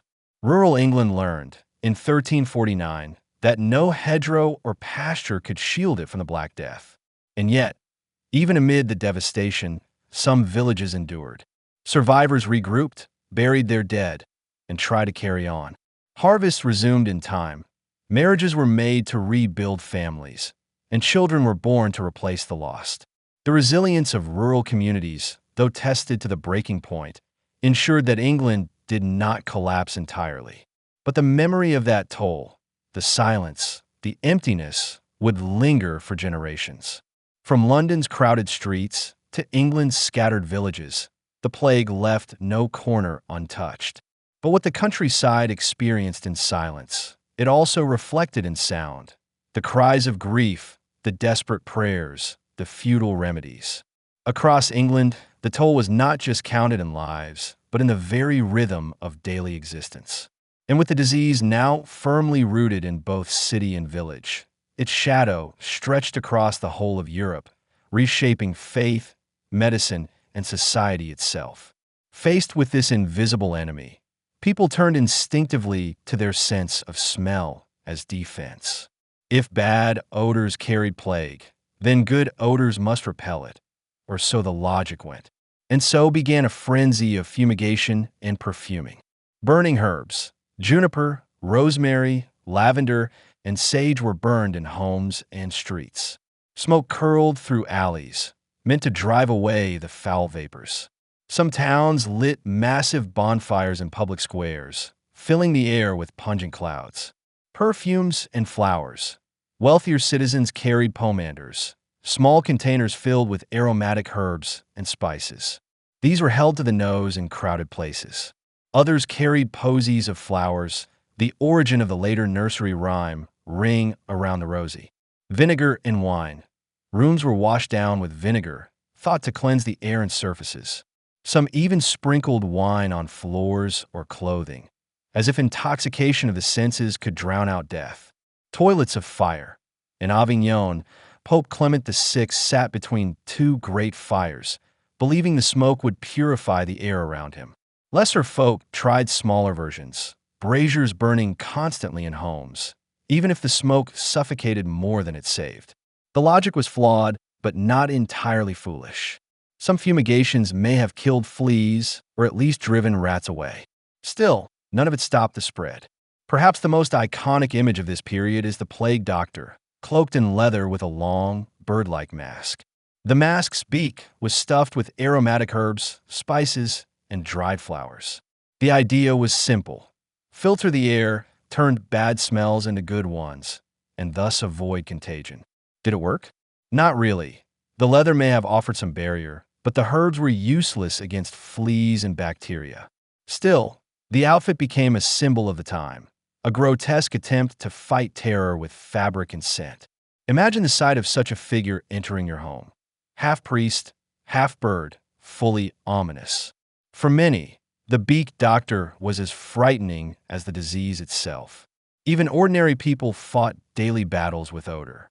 Households sprinkled vinegar on their floors, hung herbs from rafters, or carried small pouches of camphor around their necks. Some chewed cloves or nutmeg, believing sweet breath would protect their lungs. Others wore garlands of garlic. Tanners, butchers, and others in smelly trades became particular targets of suspicion. If foul odor spread plague, then surely those who lived in stink carried it. In some cities, officials tried to shut down such trades, but hunger and economy always overruled fear. The smell of death did more than terrify, it etched memory. Survivors wrote years later that they could still recall the stench of those summers and winters, the way it hung in clothes and hair, in the beams of houses, even in the soil after rains. For them, smell was trauma, a sensory scar. Think about it. Modern disasters often leave behind visuals, photos, ruins, scars on landscapes. For plague survivors, it was the smell that lingered. Every whiff of rot or smoke could summon memories of neighbors buried in haste, of carts rattling by with heaps of the dead. Because people believed plague rode on foul air, daily life twisted around the fear of breathing. Windows were kept closed. Travelers covered their faces with cloth. Some parishes banned gatherings, not because they understood contagion, but because crowded air was thought to be heavier, more dangerous. Chroniclers note that even the act of speaking with the sick was feared, their breath itself seen as poison. Conversations happened at a distance. Priests administered last rites through doorways. Families whispered from one room to another, terrified of the very air between them. Of course, none of these measures worked in the way people hoped. Plague spread by fleas and rats, and to a lesser extent by droplets in pneumonic cases. Yet the war against smell gave people something they desperately needed: a sense of control. When all else failed, when prayers went unanswered, when doctors fell ill, when burials became mass pits, at least one could light a fire, carry a flower, sprinkle vinegar. Futile or not, it was an action in the face of helplessness. Death assaulted not just the nose, but every sense. The sight of swollen, blackened bodies, the sound of coughs and bells, the feel of clammy skin, the taste of herbs chewed for protection. But the smell was the most constant, the most inescapable. You could close your eyes to the corpses, cover your ears to the bells, but you could not stop breathing. Each breath was a gamble. The war against smell was only one piece of the struggle. People tried herbs, prayers, charms, even bizarre diets. But as plague spread, the futility of medicine became clearer, and attention turned to stranger explanations. Was this God's wrath? The stars' alignment? The sin of humanity? Soon, the fear of smell would give way to the fear of meaning, the desperate search for why this was happening at all. When people today imagine the Black Death, one image often rises above all others: a tall, shadowy figure cloaked in black, with glassy eyes and a long, bird-like beak. The plague doctor. It's a chilling sight, almost theatrical, like something from a nightmare. Yet in the 14th century, when the Black Death first swept across Europe, those figures were not yet common. Their iconic costumes would evolve over later outbreaks. Still, the seeds of the beaked doctor and the strange, sometimes farcical role of physicians during plague years began in these very decades. Before we talk about beaks and leather, we need to understand what doctor meant in the 14th century. Medicine wasn't a profession grounded in germ theory or microscopes. Physicians were learned men, often university-trained, steeped in Galen and Aristotle. They diagnosed illnesses through humors, blood, phlegm, black bile, yellow bile, and treated with diets, bleeding, or purges. For plague, they had no answers. Some prescribed concoctions of herbs or ground gems. Others advised avoiding bathing, since open pores supposedly invited bad air, while a few suggested flagellation of the body to expel toxins. In short, medicine was a mix of superstition, theory, and trial and error. Heavy on the theory, light on the success. And yet, desperate communities still turned to these men, hoping their knowledge could hold back the flood. The distinctive costume of the plague doctor, heavy cloak, gloves, boots, wide-brimmed hat, and above all, the bird-like mask, became standard in the 17th century. But even in the 14th, doctors began to improvise protective gear. They wrapped themselves in wax cloth, wore long coats of leather, and carried sticks to poke and examine patients without touching them. The beak itself was stuffed with aromatic herbs, thought to filter and sweeten the air. Inside, there might be rosemary, cloves, myrrh, dried roses. Some doctors even soaked sponges with vinegar or camphor and placed them in the mask. The idea was simple. If plague came through bad smells, then filling the nose with good smells would keep death at bay. Was it effective? Not in the way they hoped. But ironically, the layers of leather and cloth may have offered some real protection against flea bites, making the doctors slightly safer without them knowing why. Plague doctors carried an odd arsenal. Their long sticks allowed them to prod buboes or direct patients without touching them. They often had notebooks to record cases, some of the earliest attempts at epidemic record-keeping. They carried poultices of herbs to apply to swellings, or sometimes lances to cut and drain them. They also served as witnesses to wills, since so many people died too quickly to summon lawyers. In that sense, plague doctors weren't just medical figures. They were legal ones too, standing in rooms filled with death and drafting the last words of the dying. For ordinary people, the sight of a plague doctor was double-edged. On one hand, it meant help had arrived, someone brave enough or foolish enough to enter a house no one else dared. On the other, it was an omen. A beak figure knocking on your door meant someone inside was already close to death. Children cried at the sight. Adults whispered prayers. Imagine a cloaked figure walking slowly through a plague-stricken street, stick tapping the ground, masked glass eyes reflecting the firelight. For some, he was a savior. For others, he was death itself, dressed in leather. Not all plague doctors were selfless. Many were hired on contract by cities, paid handsome sums to attend the sick. Some demanded outrageous fees, exploiting desperation. Others fled once the plague grew too intense, abandoning their patients. Chronicles note bitterly that many physicians grew rich off the suffering, prescribing worthless remedies while families buried their dead. But to be fair, some truly risked their lives. They entered infected homes, touched the dying, comforted children, and stood among corpses when no one else would. For every opportunist, there was another who perished in the attempt to serve. The plague doctor stood at the crossroads of medicine and magic. On one hand, he embodied the learned traditions of the university's Galenic theory, humors, herbal remedies.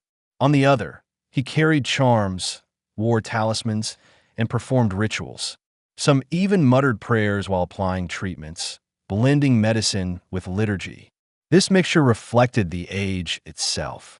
No one knew what truly caused plague, so people grabbed at everything: astrology, theology, pharmacology. The plague doctor's costume, stuffed with herbs and shaped like a bird's beak, was a physical manifestation of that desperation. Part science, part superstition, part theater. Here's where things get interesting. While the bird-like plague doctor is iconic today, it wasn't universal in 1348 to 49. The fully developed beak appeared more prominently in later centuries. But the image retroactively attached itself to the Black Death because it so perfectly captures the mood: fear, futility, and strangeness. It's a myth layered onto reality, but a myth with truth at its core. Survivors remembered the cloaked figures, the herbs, the sticks, the feudal remedies.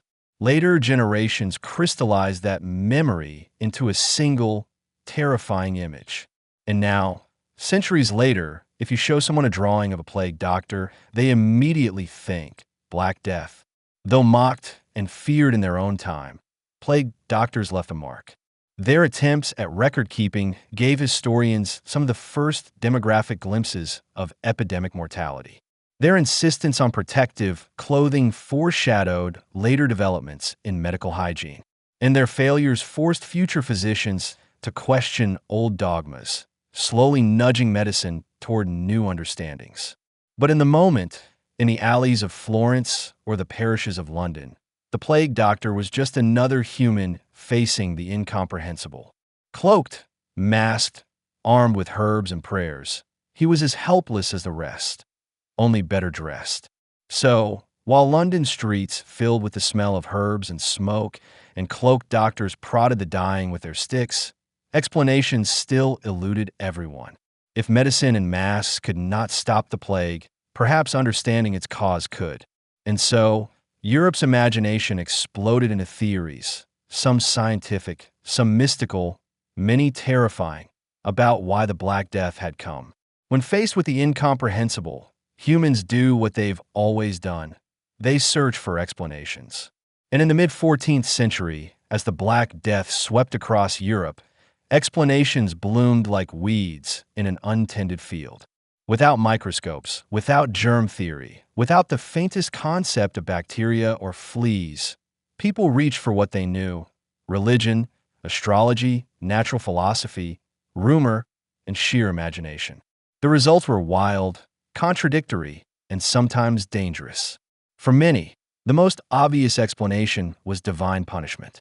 The plague was God's anger made manifest, punishment for sin, greed, lust, or blasphemy.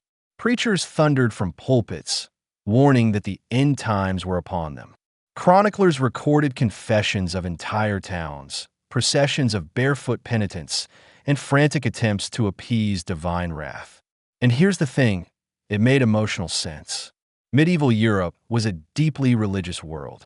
Every drought, flood, or famine was already interpreted as God's will. So when people began dying in unimaginable numbers, it felt like confirmation that the world itself had fallen into sin. Some believed the apocalypse was at hand, the book of Revelation unfolding before their eyes. Astrology, too, offered explanations. Learned men pointed to the conjunction of planets in 1345, specifically Saturn, Jupiter, and Mars aligning in Aquarius. According to astrologers, this cosmic event corrupted the air, filling it with pestilential vapors that drifted down upon Earth. University physicians, especially in Paris, leaned heavily on this theory. They published treatises citing planetary alignments as the cause, blending the language of science with mysticism. For ordinary people, it provided a kind of order. The heavens themselves had decreed death, and who could resist the stars? Rumors spread quickly that the plague was no natural event but a human plot. Whispers accused Jews of poisoning wells, sprinkling deadly powders into rivers, or conspiring with dark forces to destroy Christendom.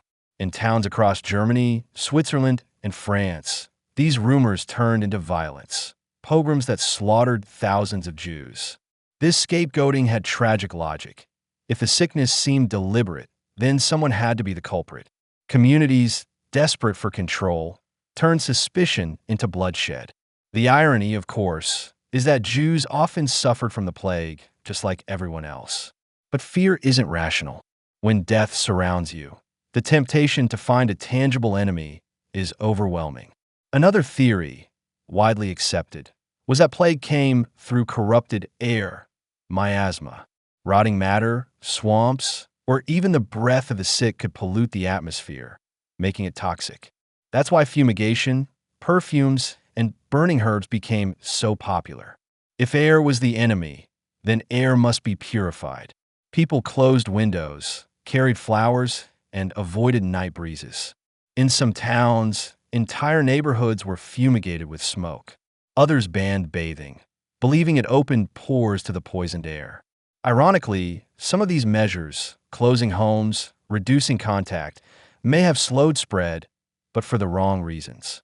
Some chroniclers claim that earthquakes released poisonous gases from the ground, or that unusual winds carried disease from the east. Others believed the Little Ice Age's harsh winters and failed harvests had unbalanced the natural order, leading to pestilence. Weather and disease were linked in the medieval imagination, so every storm, drought, or cold snap became suspect. In Switzerland, some blamed avalanches.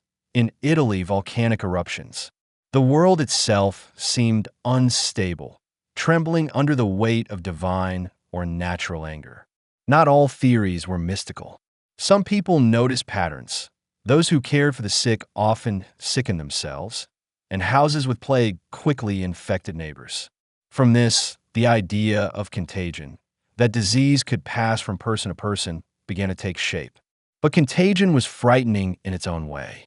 If merely touching or breathing near the sick could doom you, then love itself became dangerous. Families abandoned each other. Priests hesitated to administer last rites. Fear of contagion deepened the isolation, the loneliness of dying. Besides Jews, other outsiders became targets. Lepers, already marginalized, were accused of spreading poison. Beggars were beaten or driven away. Foreign merchants, travelers, and pilgrims were viewed with suspicion. In some towns, strangers were forbidden entry altogether, locked out as if their very presence carried plague. The irony is that sometimes this worked. Keeping outsiders away could slow introduction. But often the disease was already inside the walls, carried not by strangers, but by the fleas on the rats beneath everyone's feet. Each theory came with remedies. If God was punishing sin, then penance was required, hence the rise of flagellants, whipping themselves through the streets. If stars were to blame, astrologers prescribed charms or prayers timed to planetary movements. If Jews had poison wells, mobs thought murder would cure the land. If air was corrupt, then perfumes and fires became weapons. The sheer variety of responses is staggering. Vinegar-soaked sponges, bloodletting, avoidance of bathing, special diets. Some swore by onions, others by butter, even drinking one's own urine. None worked, of course, but each offered a sense of agency, however false. It's easy to laugh at these theories now, armed as we are with microscopes and antibiotics. But for medieval people, they weren't silly, they were survival tools. Explanations, however flawed, gave meaning to chaos. They made the incomprehensible slightly more bearable. If you could name a cause, you could imagine a cure. If you could blame someone, you could feel safer. If you could chant the right prayer or burn the right herb, you weren't helpless, not entirely. And that's the heart of it. Theories, wild though they were, gave people hope. By the time plague had swept through France, England, and beyond, theories multiplied faster than bodies could be buried. But explanations did little to ease the devastation. If anything, they fueled division and violence. And nowhere was that clearer than in the church itself, the very institution people turned to for meaning. For as faith was tested, the cracks in spiritual authority grew wider. When the Black Death thundered across Europe, it didn't just kill bodies, it shook faith to its core. Medieval Europe was, above all else, a religious world. The church wasn't just an institution. It was the fabric that bound people's lives together. From birth to death, baptism to burial, every moment was framed by ritual, prayer, and clerical authority. So when half the population began to die, and priests, monks, and even popes proved powerless, faith itself was tested in ways Europe had never seen before. At the beginning, people did what they had always done in times of crisis. They turned to the church. Priests led processions, swinging censers of incense. Monks prayed day and night, chanting psalms for mercy. Bishops issued proclamations of fasting and penance. Pilgrimages increased as men and women trudged to shrines hoping a saint might intercede. In Avignon, Pope Clement VI offered indulgences, pardons for sins, to all who died of plague, essentially promising salvation without confession if no priest could be found. He even blessed the Rhone River so that corpses dumped into its waters could still rest in consecrated ground. But no matter how many prayers rose, the death toll did not stop. And that failure, repeated day after day, wore down confidence. It's important to remember, many priests died in their duties. They entered sick rooms when families fled, held the hands of the dying, whispered last rites into fevered ears. Entire monasteries perished in service. In England, records show parish after parish left without clergy, their priests having succumbed while tending their flock. And yet others fled. Chroniclers complain bitterly of priests who abandoned their parishes, unwilling to risk their lives. Some charged exorbitant fees for last rites or burials, exploiting desperation. This unevenness, heroism from some, cowardice or greed from others, cracked the church's moral authority. Ordinary people saw not the unified bastion of faith they had been taught to trust, but a flawed, human institution struggling just like them. Across Europe, towns organized grand processions, hoping to appease God's wrath. Men and women marched barefoot through the streets, carrying relics and icons. Priests led chants, bells rang, incense clouds rose into the air. But such gatherings often became sites of contagion themselves. People crowded together, praying for deliverance, and then many of them fell ill days later. Still, faith demanded action. The plague felt like a cosmic punishment, and penitence seemed the only answer. Some towns declared days of total fasting. Others required public confession of sins. In Florence, families walked together in silent lines, heads bowed, begging heaven for relief. Perhaps the most dramatic expression of faith under strain was the rise of the flagellants. These were groups of men, often numbering in the hundreds, who traveled from town to town whipping themselves with knotted cords or iron-tipped lashes. Stripped to the waist, singing hymns, they marched in rhythmic processions, blood streaming down their backs as crowds looked on. The flagellants believed the plague was God's punishment for humanity's sins, and only by imitating Christ's suffering could mercy be won. Their rituals were elaborate. They entered a town, processed through the streets, flogged themselves for 33.5 days, symbolizing Christ's years on earth, then moved on. At first, they inspired awe. Towns welcomed them, seeing in their bloody devotion a living sacrifice. But soon suspicion grew. The church, uneasy with their independence, condemned them. Pope Clement VI denounced flagellant groups, fearing they undermined clerical authority. And indeed, some groups turned violent, fueling anti-Jewish pogroms or clashing with local priests. Yet their popularity revealed something crucial. People were losing faith in the established church's ability to deliver salvation. They were seeking it in raw, personal acts of penance.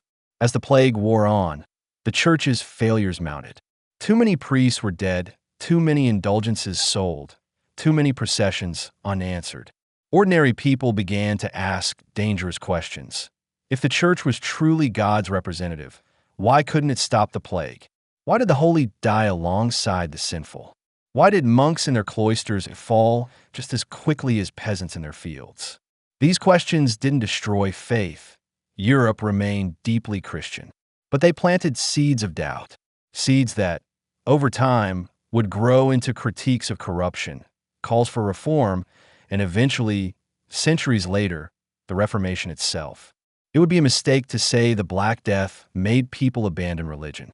If anything, many clung to it more fiercely. Survivors turned to saints with renewed devotion, built chapels in gratitude, or endowed chantries to ensure prayers for their souls. Mystical movements blossomed, emphasizing personal visions and direct communion with God. But the nature of faith shifted. It became less about collective ritual and more about individual salvation. Less about trusting the church as an institution and more about grasping for personal meaning in a world that seemed ruled by chaos. Imagine being a peasant in a French village. You watch your priest collapse. The church bells fall silent. The fields lie untended. You march in procession, singing psalms until your throat cracks. Nothing changes. Then you see flagellants arrive, bloodied and chanting, and for a moment you feel hope. Maybe their sacrifice will turn God's wrath aside. But weeks later, your family is dead, and the flagellants are gone. What's left to believe in? Or imagine being a monk in an English cloister, chanting with your brothers until half the stalls are empty. Each voice lost makes the chants thinner, lonelier. Does faith sustain you? Or does despair creep in? For many, it was both at once. Faith was tested. Sometimes it broke, sometimes it deepened, often it twisted into new shapes. The crisis of faith didn't end with the plague's retreat. Generations remembered the helplessness of priests, the greed of indulgent sellers, the spectacle of flagellants. Trust in the church as an all-powerful shield was forever dented. And yet, paradoxically, the landscape of Europe filled with chapels, shrines, and memorials built in gratitude by survivors. That contradiction, deepened devotion alongside simmering doubt, was the real legacy. The Black Death didn't destroy faith. It fractured it, reshaped it, and left it scarred. As faith faltered, fear and blame demanded an outlet. If God's wrath or the stars couldn't fully explain the horror, then perhaps human enemies could. And so Europe's fear turned outward, seeking scapegoats. Tragically, that meant persecution, and the Jewish communities of Europe would bear the brunt of the next wave of panic. When catastrophe strikes, fear often turns to anger. And when anger looks for a target, it rarely chooses something abstract like fate or microbes, even if microbes are the true culprit. Instead, it searches for enemies closer at hand, neighbors, outsiders, the vulnerable. During the Black Death, that search for someone to blame led to some of the most brutal persecutions in medieval Europe. Already weakened by fear and grief, societies lashed out against those who were least able to defend themselves: Jews, lepers, beggars, and other marginalized groups. Let's pause and think about the psychology. Imagine living in 1349. Your family is dying. Your priest can't help. Your doctor's remedies don't work. The heavens, the stars, the saints, none have saved you. You want an answer, something tangible, something you can fight. And then you hear a rumor: someone poisoned the wells. Someone brought this plague deliberately. Suddenly, the shapeless terror has a face. Scapegoating is a grim form of comfort. It turns chaos into conspiracy, randomness into intentional harm. It makes suffering feel less senseless, because if someone caused it, then punishing them might stop it. Jews had long been marginalized in Christian Europe. Expelled from England in 1290, confined to ghettos in many cities, and often limited to trades like moneylending, they were already convenient scapegoats. When plague struck, old prejudices ignited into violence. Rumors spread that Jews were poisoning wells with powders or potions, conspiring to kill Christians. In some towns, confessions were extracted under torture, further fueling hysteria. Never mind that Jews were dying of plague too. Prejudice blinded logic. The results were horrific. In Strasbourg in 1349, some 2,000 Jews were rounded up and burned alive in the city square, despite the city's council initially opposing the massacre. In Basel, the entire Jewish population was herded into a wooden house and burned. Pogroms erupted across Germany, Switzerland, and France. Communities that had existed for centuries were annihilated in weeks. Interestingly, responses varied. Pope Clement VI issued bulls condemning the violence, declaring Jews innocent of blame and reminding Christians that the plague was striking Jews and Christians alike. Some local lords and bishops tried to protect Jewish communities, recognizing their economic importance or simply acting out of conscience. But others either turned a blind eye or actively encouraged violence. City councils caved to mob pressure. Nobles seized Jewish property under the guise of justice. Fear made justice fragile, and greed made persecution profitable. It wasn't only Jews. Lepers, already isolated by their disease and forced to live on the edges of towns, were accused of spreading plague deliberately. Many were killed or driven away. Beggars, too, became targets, their wandering lives seen as suspicious. Foreigners, merchants from faraway lands, even traveling pilgrims could find themselves accused of carrying pestilence. In some regions, women healers or wise women were attacked as witches, blamed for conjuring plague through sorcery. The Black Death didn't invent Europe's patterns of persecution, but it magnified them. Fear stripped away restraint. What's haunting is how communal the violence often was. Pogroms weren't just spontaneous mobs. They were sometimes organized like grim festivals. In Strasbourg, the city's Jews were herded together while townsfolk watched. In Basel, children threw stones as adults lit the fires. Violence became a perverse form of public ritual, a twisted echo of the religious processions meant to fight the plague. And afterward, survivors sometimes described relief, as if purging a scapegoat had cleansed the community. But the plague, indifferent to human cruelty, marched on. The killings changed nothing. We can't ignore the role of greed. Jewish communities often held debts owed by local Christians. When Jews were killed, their creditors died with them, and debts were erased. In other cases, their property was seized by authorities or redistributed among the populace. Fear gave cover to opportunism. The plague became an excuse to enrich oneself at the expense of the vulnerable. Not everyone supported the violence. Some clerics preached against it. A few rulers intervened to protect Jews, issuing edicts of protection. And, as noted, Pope Clement VI spoke strongly against the scapegoating. But their voices were often drowned out by the roar of panic and rage. Fear is louder than reason, and in 1349, fear screamed across Europe. The toll of persecution layered tragedy upon tragedy. Thousands of Jewish men, women, and children were slaughtered. Entire communities vanished. Survivors fled eastward, seeking refuge in Poland and Lithuania, where rulers offered them protection and opportunity. This eastward migration reshaped Jewish history, planting seeds for vibrant communities in Eastern Europe that would last for centuries. But the trauma lingered. For survivors, the Black Death was not only a time of pestilence, but also of betrayal, proof that neighbors could turn into executioners overnight. The persecutions revealed something unsettling about medieval society. In moments of crisis, the bonds of community could fracture violently. Fear didn't just drive people to abandon family members, it drove them to murder neighbors. The Black Death, already a natural disaster of unimaginable scale, became a man-made one too. And perhaps the cruelest irony? Every act of persecution was useless. Killing Jews, lepers, or beggars did nothing to stop the plague. The deaths multiplied regardless. The true culprits, fleas, rats, and bacteria, marched on, unseen and unpunished. The scapegoating of the Black Death left scars that lasted long after the plague subsided. Jewish memory preserved the trauma of 1348 to 49 as one of history's great persecutions. Christian chronicles, too, sometimes recorded the shame of what had happened, though others justified it. For later generations, the lesson was stark.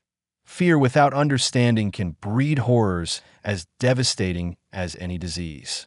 As mobs hunted scapegoats and priests swung incense in feudal processions, death kept its steady rhythm. And nowhere was its cruelty sharper than in the loss of the young. For in fields, towns, and cities alike, the graves of children became the most unbearable symbol of the plague's toll. If the Black Death was cruel to all, it was merciless to children. To read the chronicles of 1348 to 1350 is to see again and again the same image. Tiny graves hastily dug, filled with bodies that never had the chance to grow old. Parents buried sons and daughters, sometimes all at once, sometimes one after another in a grim procession of loss. And when parents died first, children were left to wander until plague claimed them too. In the countryside, in the cities, in rich homes and poor huts alike, the graves of children became the most haunting testimony of the plague years. Medieval people were no strangers to child mortality. Even in normal times, disease, famine, and accidents claimed many young lives. Parents expected, sadly, that not all their children would reach adulthood. But the Black Death magnified this reality into something unthinkable. Instead of one child here and another there, whole households of children vanished within weeks. Entire schoolrooms emptied, playmates disappeared, and parents dug graves too small and too many to count. The shock of losing so many so quickly went beyond grief. It challenged the very fabric of hope. Children were not just beloved, they were the future. To see them die in such numbers felt like watching the future itself collapse. In some cases, parents survived while children perished. But in many others, the reverse occurred. Children were left without parents. Chroniclers described streets where toddlers wandered crying, no one willing to take them in for fear of contagion. In London, some orphans were abandoned outside monasteries or churches, left in the faint hope that clerics would care for them. But often those clerics were dead themselves. Villages saw groups of children band together, scavenging for food until sickness or starvation overtook them. Some were taken in by neighbors, but with every household strained, many simply slipped through the cracks. A lost generation of orphans became part of the plague's hidden toll. Few passages in the Chronicles are more heartbreaking than those describing parents digging graves for their own children. One Italian writer, Agnolo di Tura of Siena, confessed bluntly, "I buried my 5 children with my own hands, and so many died that all believed it was the end of the world." His words capture the rawest edge of despair. Not just grief, but the exhaustion of it, the numbness that comes when sorrow exceeds endurance. In many households, parents simply could not keep up. If one child died, the others soon followed. Sometimes whole families of children were buried together, their names never recorded, their lives swallowed by plague in a single season. In towns and cities, schools fell quiet. Teachers sickened, pupils died, and learning ground to a halt. Monastic schools that had trained boys for the priesthood lost entire cohorts. Universities, too, saw steep declines in enrollment. The intellectual pipeline of Europe was interrupted, its next generation of scholars and clerics cut down before they could inherit the mantle. The silence of classrooms was more than academic. It was cultural. The songs, games, and laughter of children vanished from the streets. Neighborhoods that once echoed with play grew still, replaced by the cries of mourners and the rumble of death carts. For noble families, the loss of children carried political weight as well. Dynasties depended on heirs. Some noble lines ended altogether when both parents and children died, leaving estates contested or abandoned. Kings and lords scrambled to secure succession, sometimes marrying off surviving children earlier than usual, just to ensure the bloodline continued. In the peasantry, too, the loss of children disrupted inheritance. Farms passed not from father to son, but to distant cousins or were absorbed into larger estates. The fabric of family lineage, so central to medieval identity, frayed badly. For the children who lived through the plague, faith took on strange shapes. Some were told the sickness was God's punishment, and they prayed fervently for forgiveness. Others, more innocent, asked why God would allow their parents to die. Chroniclers note children leading each other in prayers when adults were gone, tiny processions of orphans mimicking the rituals they had seen, begging heaven for mercy. It is easy to forget that children were not just passive victims. They experienced the fear, the sights, the smells. They asked questions. They wept. They endured in their own way, and the memory of those years marked them for life. Archaeology offers a sobering confirmation. Excavations of plague pits often reveal clusters of children buried together, sometimes alongside parents, sometimes alone. Tiny skeletons, hastily arranged, speak of families overwhelmed, of neighbors burying children when no parents remained. One pit at East Smithfield in London revealed rows of children laid out with surprising care, suggesting that even in the haste of mass death, someone had paused to arrange their small bodies gently. Amid the chaos, fragments of tenderness survived. Survivors wrote again and again of the children. Adults could sometimes rationalize death, old age, sin, fate. But children's deaths pierced deeper. Chroniclers who lived through the plague years returned to those memories decades later, their grief still raw. The image of children's graves became shorthand for the cruelty of the Black Death. And for parents who lived on, there was often little solace. Some remarried, had more children, rebuilt families. But the memory of those they lost was never erased. The plague carved holes not only in households, but in hearts that never fully healed. From a historical perspective, the loss of children had staggering consequences. The generation that should have grown up to work fields, join guilds, fight in wars, and bear children of their own simply wasn't there. Entire age cohorts were missing. In some places, this shortage gave survivors new opportunities, inheritance, better wages, more land. But the immediate effect was stark. A society with far fewer children is a society staring at its own diminished future. The children's graves were more than tragedy. They were symbols of innocence cut short, of futures erased, of grief without end. And as survivors tried to make sense of the devastation, their grief spilled into art, poetry, and culture. Death became not just an event, but a constant companion, a figure dancing at the edge of every imagination. When death walks your streets daily, it inevitably seeps into your imagination.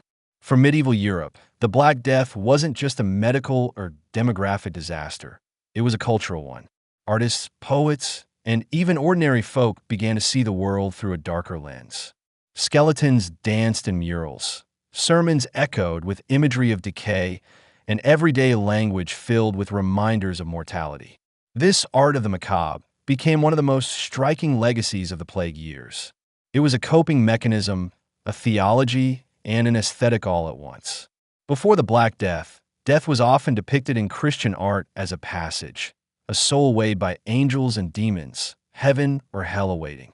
After the plague, death became a character in its own right.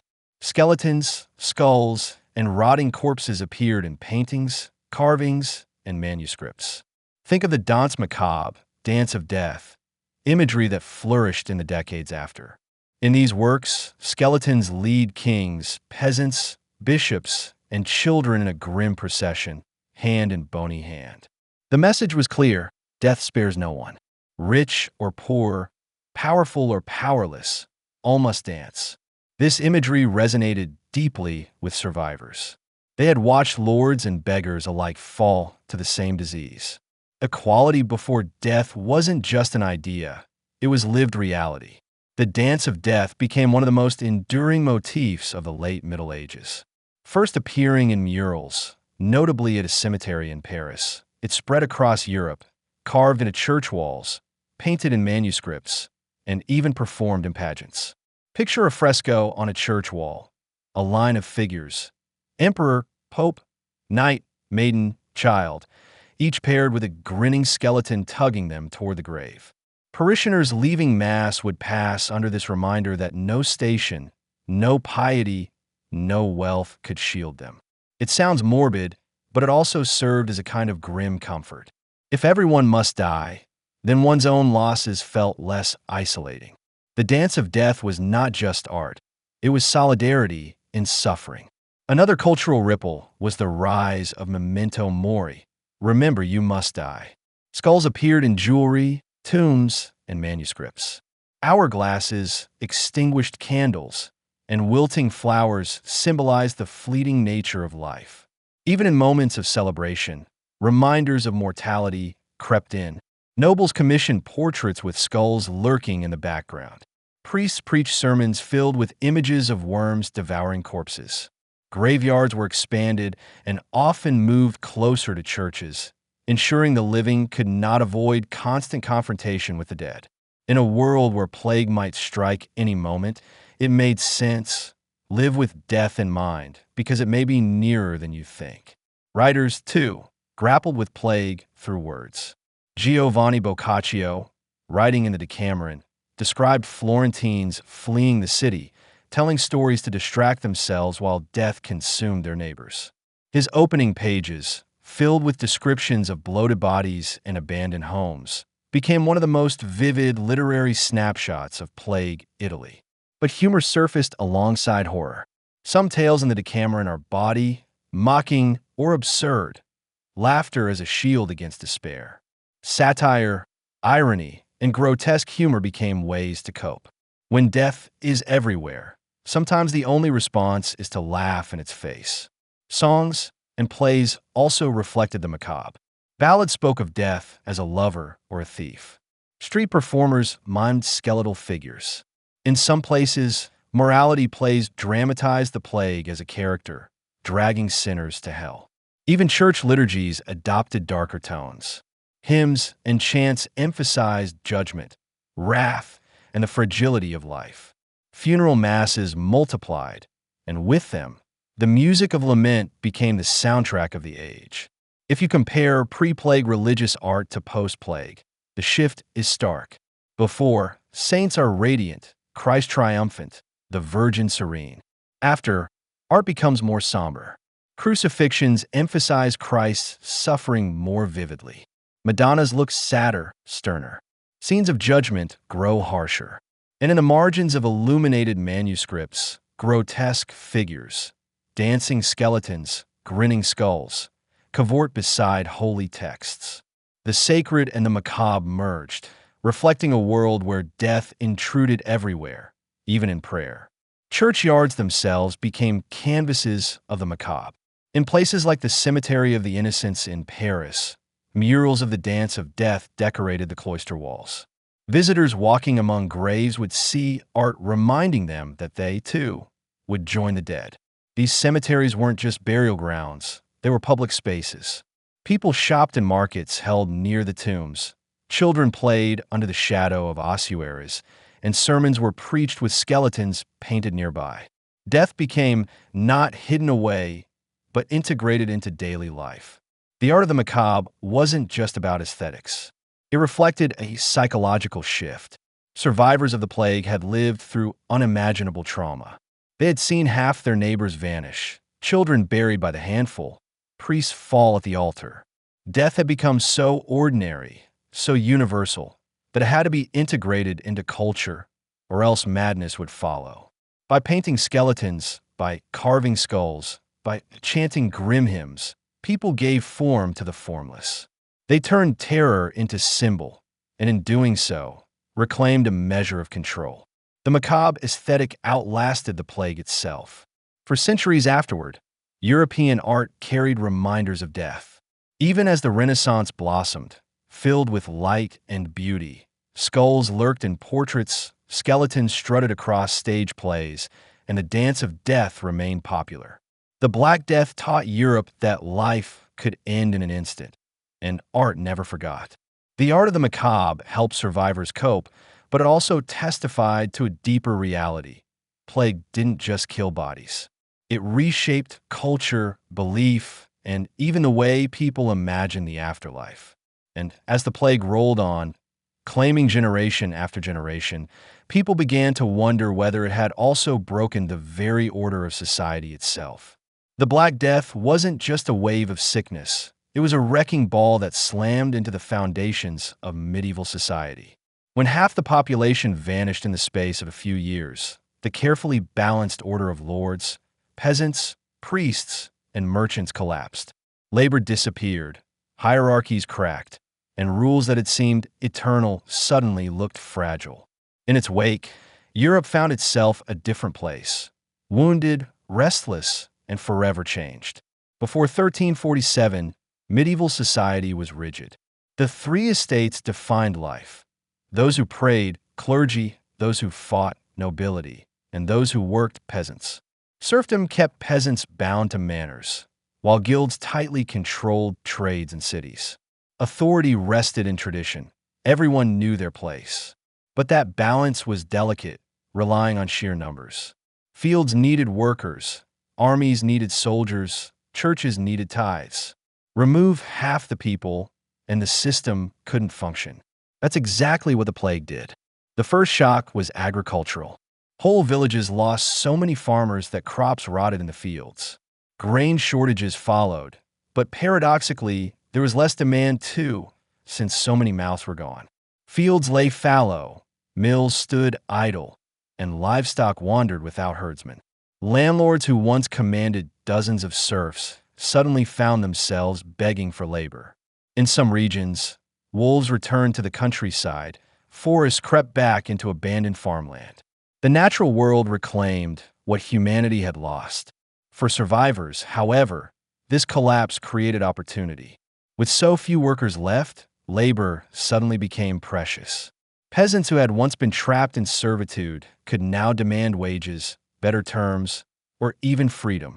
If one lord refused, they could simply walk to another manor desperate for hands. In England, this labor shortage led to skyrocketing wages. A plowman who might have been bound to his lord before now found himself courted like a craftsman. Serfdom, already weakening, took a mortal blow. Ruling elites saw what was happening, and they panicked. In 1351, England's King Edward III issued the Statute of Laborers, a law that tried to freeze wages at pre-plague levels and force workers to stay put. Similar laws cropped up elsewhere. Authorities demanded stability, but stability was gone. You can't legislate away death, and you can't stop survivors from bargaining with their newfound power. The very existence of such laws reveals the shift. The mighty were scrambling to control peasants who suddenly had leverage. The old order was cracking. In towns, guilds also felt the shock.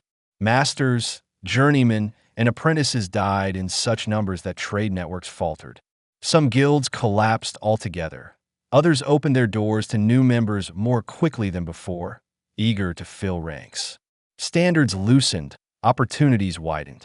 Merchants, meanwhile, faced paradoxical fortunes. Trade shrank because demand shrank, but survivors often inherited wealth. Some families grew richer, consolidating land or businesses left by the dead. The social map blurred. New men rose, old houses vanished. For the nobility, plague was a double blow. Not only did their peasants vanish, but their heirs did too. Whole noble lines ended, estates splintered, and women inherited more often, unusual in a male-dominated system. Lords who survived often found themselves weaker, their wealth undercut by the loss of labor and rent. Some nobles turned brutal, enforcing labor with violence. Others tried to woo workers with better conditions. Either way, the image of untouchable aristocracy dimmed. The idea that lords were ordained by God to rule looked shakier when their castles were just as empty as peasant cottages. The church also struggled. With priests and monks dying in droves, spiritual authority wavered. New recruits were hastily ordained, often poorly trained. Corruption spread as desperate clergy sold indulgences and blessings. Survivors noticed. The aura of the church as the all-powerful shepherd cracked, leaving space for criticism and reform movements later. Faith remained, but trust in clerical authority had been wounded. If the plague could kill priests as easily as peasants, what special protection did holy orders really have? The plague also shifted gender roles. With men dead in such numbers, women inherited property, managed farms, and took on trades. Widows ran businesses, daughters took over estates. While patriarchy remained strong, cracks opened that gave women new agency in certain regions.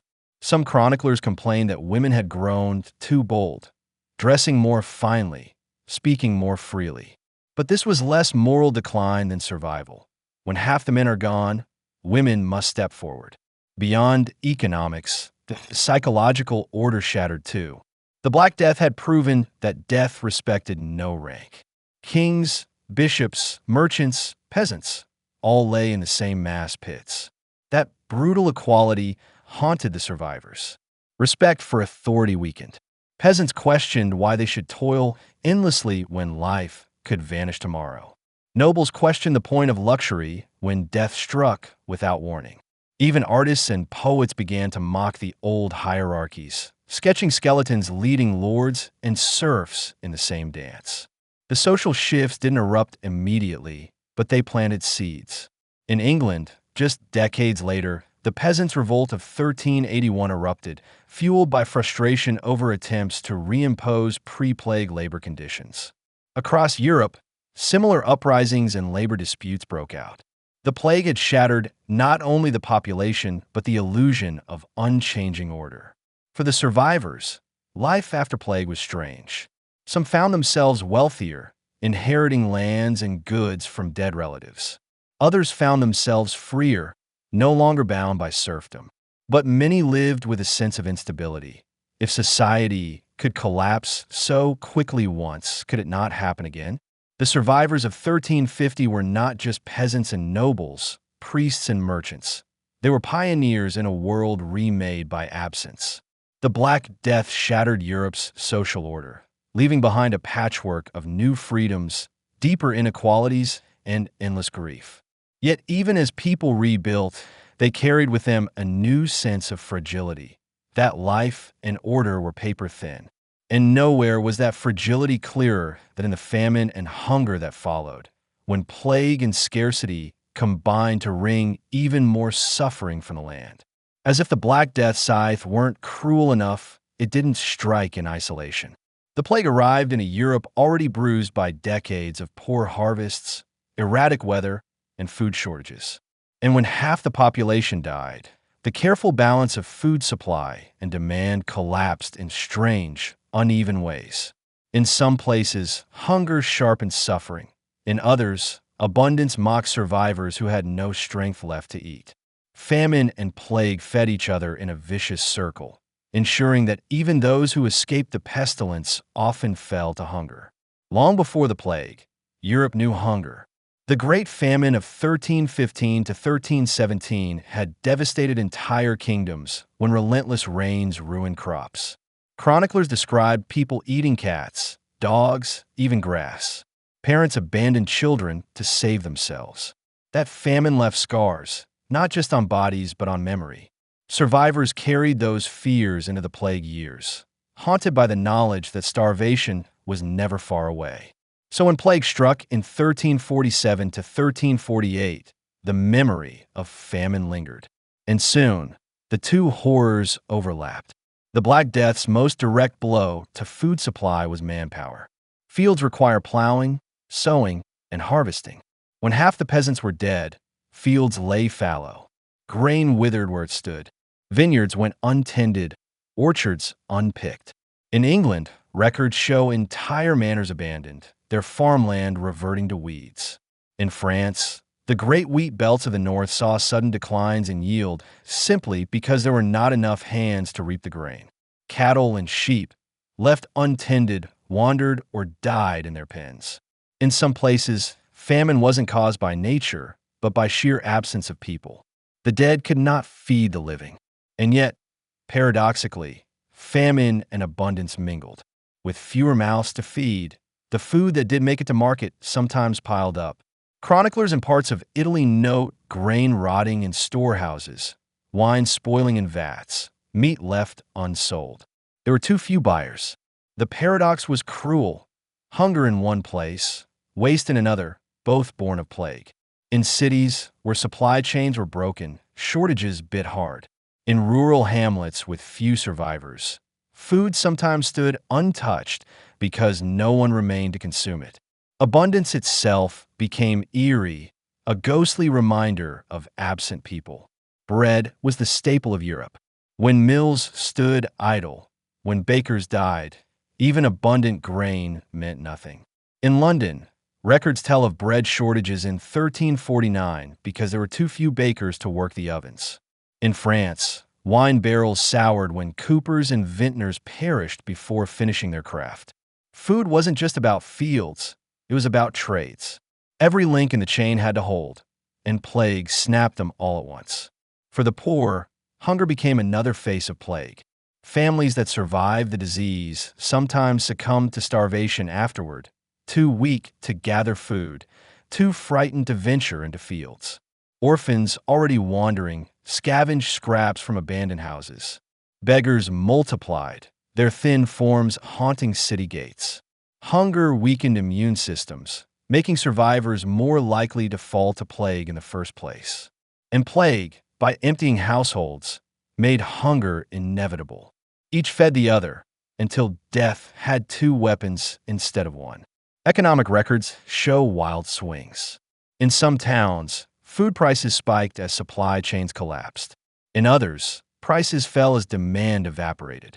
A sack of grain might be priceless in one market, unwanted in another. Survivors, bewildered, found themselves both surrounded by food and unable to secure it. This instability deepened the sense of chaos. Even those who escaped sickness and had coin in hand couldn't trust that tomorrow's market would open. Hunger became not just physical, but psychological, the gnawing fear that security was gone forever. Monasteries, long central to feeding the poor, were gutted by plague.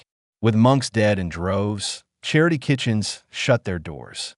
Churches, overwhelmed with burials, could not also provide alms. The safety net frayed.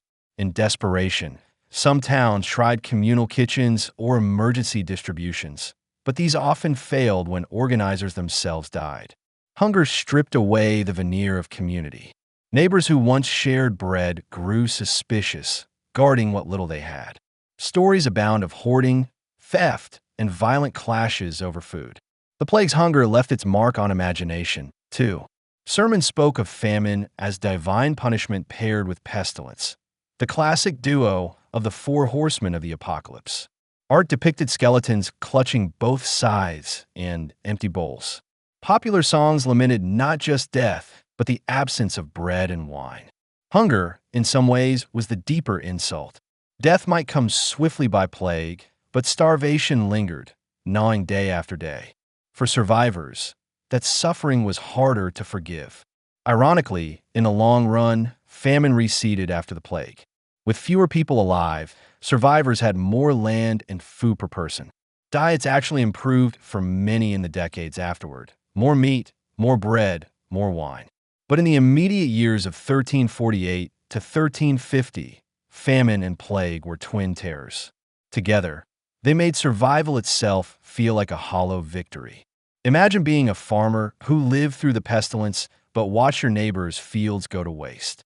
You walk past orchards heavy with fruit and vineyards dripping with grapes, but you have no one harvest with you, no family to share the bounty, no strength left to carry it all. Abundance feels like mockery. You eat, yes, but every bite reminds you of those who should have eaten beside you. That was the true famine of the plague years. Not always empty fields, but empty tables. The hunger that shadowed plague revealed how fragile medieval life truly was, how quickly the bonds of labor, trade, and charity could snap. And as survivors staggered into the 1350s, they faced not only loss of kin and collapse of order, but also a dawning realization. The world they had known was gone, and in its place stood something unrecognizable. By the early 1350s, the first great wave of plague had receded. The carts no longer rolled endlessly. The church bells rang less frequently, and survivors cautiously emerged from shuttered homes. But the world they stepped into was not the same as the one they had known just a few years before. Towns were half empty, villages abandoned, fields reclaimed by weeds, monasteries silent. Families were shattered, economies distorted, and faith unsettled. The Black Death had not only killed millions, it had remade the very shape of medieval Europe. Survivors lived in a changed world, and they knew it. The most immediate sign of change was emptiness. Streets once crowded with markets now felt sparse. Parishes that had rung with the voices of dozens now echoed with only a few. Travelers passed villages where doors hung open, fields lay overgrown, and silence reigned. Chroniclers often linger on this eerie emptiness, describing cities that seemed like ghost towns and countrysides dotted with ruins. For survivors, daily life carried constant reminders of absence. Every missing neighbor, every silent workshop, every uncultivated field whispered, "The world has been cut in half." The thinning of society created both tragedy and opportunity. Survivors often found themselves inheriting land, houses, and goods from multiple relatives. Peasants who had once held little suddenly found themselves landowners. Merchants inherited trade routes and warehouses. Even children, if they survived, could become unexpectedly wealthy. This redistribution of wealth unsettled the old hierarchies. Families that had been obscure rose in prominence. Ancient noble houses sometimes vanished. The social map was redrawn, not by conquest or politics, but by death. As noted earlier, the labor shortage broke the back of serfdom. In many regions, peasants refused to return to old conditions. They moved where wages were higher, demanded freedom, and challenged landlords openly. The Statute of Laborers in England tried to force the clock backward, but reality had shifted. Serfdom lingered, yes, but it was no longer the unquestioned foundation of rural life. In cities, guilds reshuffled, welcoming new blood and loosening restrictions. Survivors found avenues to wealth and status previously closed.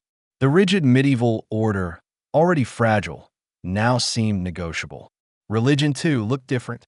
Faith did not vanish, but its tone changed. Survivors built chapels and endowed masses in gratitude for survival. Yet they also remembered priests who had fled, indulgences sold at high prices, and the failure of holy processions to stop death. Trust in the church as an all-powerful shield had cracked. More personal forms of piety, mysticism, private devotion, lay confraternities gained strength. The seeds of doubt sown in the 1350s would blossom, centuries later, into demands for reform. Here's the paradox.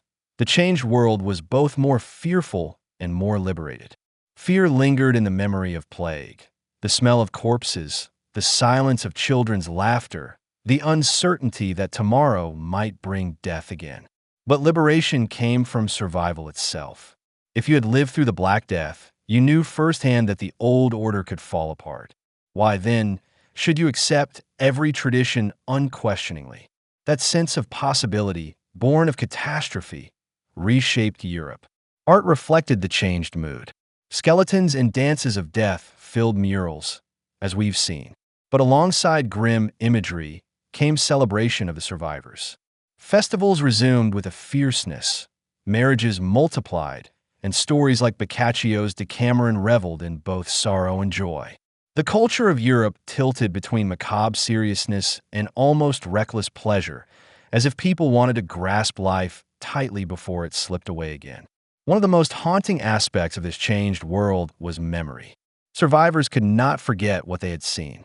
Chroniclers decades later wrote, as if the plague had happened yesterday, their words still heavy with grief. Parents remembered children's graves. Orphans remembered empty homes. Priests remembered deserted parishes. Memory itself became part of the changed world, a constant reminder that death could return. In return it did, in later outbreaks throughout the 14th and 15th centuries. Each recurrence reopened old wounds, reinforcing the sense that life was fragile, provisional, always under threat. To many, the plague years felt like living inside the Bible's apocalypse. Pestilence, famine, war, and death, all four horsemen had ridden across Europe in living memory. The changed world wasn't just different materially, it was spiritually altered. People felt history itself had turned a corner, that they were living in an age marked by judgment. Historians often point to the Black Death as a hinge in history. By shattering the old order, it laid groundwork for the Renaissance, for new economic systems, for social mobility. It accelerated the decline of feudalism, reshaped labor markets, and emboldened ordinary people to demand more from life. But in the 1350s, survivors didn't think of themselves as standing at the dawn of a new era. They thought of themselves as scarred. They saw empty fields, broken families, altered customs.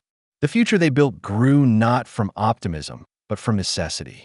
Imagine walking through Paris in 1352. The city hums again, but half the houses are empty. You pass a marketplace where prices are high because so few goods are produced. A beggar limps by, his family gone. In a nearby church, a new priest, barely trained, stumbles through Latin prayers. The bells ring not for a wedding, but for yet another funeral, for plague has not vanished completely. It looks like the same city, but it isn't. Everything feels thinner, more brittle. You are alive, but the world you knew is gone. The survivors of the Black Death lived in a changed world, But their story did not end with survival. They carried grief like a cloak and memory like a burden. And as the decades wore on, the plague returned again and again, reminding them that change was not just a one-time event, but an ongoing condition. The dance with death was far from over. For those who survived the Great Wave of 1347 to 1352, the hope was simple, that it was over. Surely a disaster so immense could only happen once. Surely the world had paid its price. But the plague had other plans. It returned again and again, in cycles that stretched across centuries. Sometimes it struck with fury, sometimes with a quieter hand, but always it reminded Europe that the shadow of death was permanent. Survival in the 1350s didn't mean freedom from plague. It meant learning to live with it. The first major occurrence came only a decade later. In 1361 to 1362, a fresh wave of plague swept across Europe. Chroniclers called it the Pestis Secunda, the second pestilence. This one struck children particularly hard, perhaps because many adults who had survived the earlier outbreak carried some immunity. For parents who had already buried sons and daughters, the sight of new child graves so soon after the first was unbearable. Other waves followed: 1369, 1374, 1400, 1430, 1466. The list continues deep into the 15th century and beyond. Some were local, others continental. None matched the raw devastation of 1347 to 1352, but each carved its share of graves. For medieval people, plague became part of the rhythm of life. Every generation faced its own outbreak. Children grew up hearing stories of the great mortality, only to live through their own, smaller version. Towns learned to expect the sudden closing of markets, the tolling of bells, the digging of new pits. Imagine being a child in 1360, listening to your parents tell of the horrors of a decade earlier, and then watching the same sickness come for your friends. Imagine being an old man in 1400, having seen 3 or 4 waves sweep through your parish. Death wasn't just a possibility. It was an inevitability, revisiting like a cruel season. Communities began to adapt. Cities set up permanent plague ordinances, rules about quarantine, burial, and fumigation. Venice established its first lazarettos, plague hospitals on islands, in the 15th century, building on earlier experiments. Towns stockpiled lime for burials, organized watchmen to enforce isolation, and trained officials specifically for plague response. In a strange way, plague became institutionalized. It wasn't an unknown terror anymore, but a recurring enemy with protocols. That didn't lessen the grief, but it gave survivors a grim sense of preparedness. Because plague returned, the cultural obsession with death never softened. Art of the macabre flourished for centuries, fed by each new outbreak. Skeletons never stopped dancing, sermons never stopped warning. The sense of life's fragility wasn't just a memory of 1348. It was a lived reality for generations. Even literature carried the rhythm of return. In Chaucer's England, where plague recurred in 1361 and 1369, tales brimmed with irony about mortality and fate. Continental writers, too, wove plague into moral lessons, reminding readers that life was brief, salvation urgent. Recurring plagues also kept economies unstable. Just as populations began to recover, another outbreak would thin them again. Labor shortages remained chronic, keeping wages relatively high for workers, but frustrating lords and guilds. Agricultural cycles were disrupted repeatedly. It was like trying to rebuild a house on sand. Every time the foundation steadied, another quake hit. This constant instability reinforced the sense that the world was unpredictable, that nothing could be taken for granted. Though later waves killed fewer in raw numbers, their psychological toll was immense. Survivors who had rebuilt families saw children or spouses snatched away again. Communities that had begun to recover were hollowed out once more. Chroniclers sometimes note a sense of numbness. Death was no longer shocking, but expected. This numbness, however, didn't erase fear. The smell of rot, the toll of bells, the sight of carts, all still struck dread. The horror became familiar, but familiarity didn't make it easier. One important shift was demographic. The second pestilence of 1361, targeting children, created a noticeable gap in age cohorts. Later plagues did similar things, shaping the very structure of families and communities. Some generations grew small, others rebounded. This uneven rhythm of population growth defined European life for centuries. The plague didn't truly vanish until the 18th century, when improvements in quarantine, sanitation, and, eventually, modern medicine pushed it back. But from 1347 through the 1600s, Europe lived under its shadow. The return wasn't a single moment. It was an era for 100 years long. For survivors of the first Great Wave, the realization was sobering. They hadn't survived a one-time apocalypse. They had entered a new age, one where plague would be a constant companion, striking in cycles they could neither predict nor stop. Imagine being a woman in Florence in 1370. You were a child during the Great Mortality, and you remember the empty streets, the smell of incense, the silence after funerals. You grew, you married, you bore children, and then the plague came back, this time for them. You survive again, but your grief is doubled. You live in a world where plague isn't history but present, returning like a tide. That was the reality for millions. The plague's return meant that Europe lived not only in the aftermath of disaster, but in its repetition. And repetition changes things. It doesn't just wound, it reshapes culture, economy, and psychology permanently. But amid all this, one truth became increasingly clear. The plague did not treat all people equally. Class, wealth, and circumstance shaped who lived and who died, and survivors began to notice the stark inequality of the death toll. The Black Death was often described by chroniclers as the Great Leveler, a force that struck kings and peasants alike, that toppled bishops as swiftly as beggars. And there is truth in that image. The plague did not spare the rich, nor could holy orders shield the devout.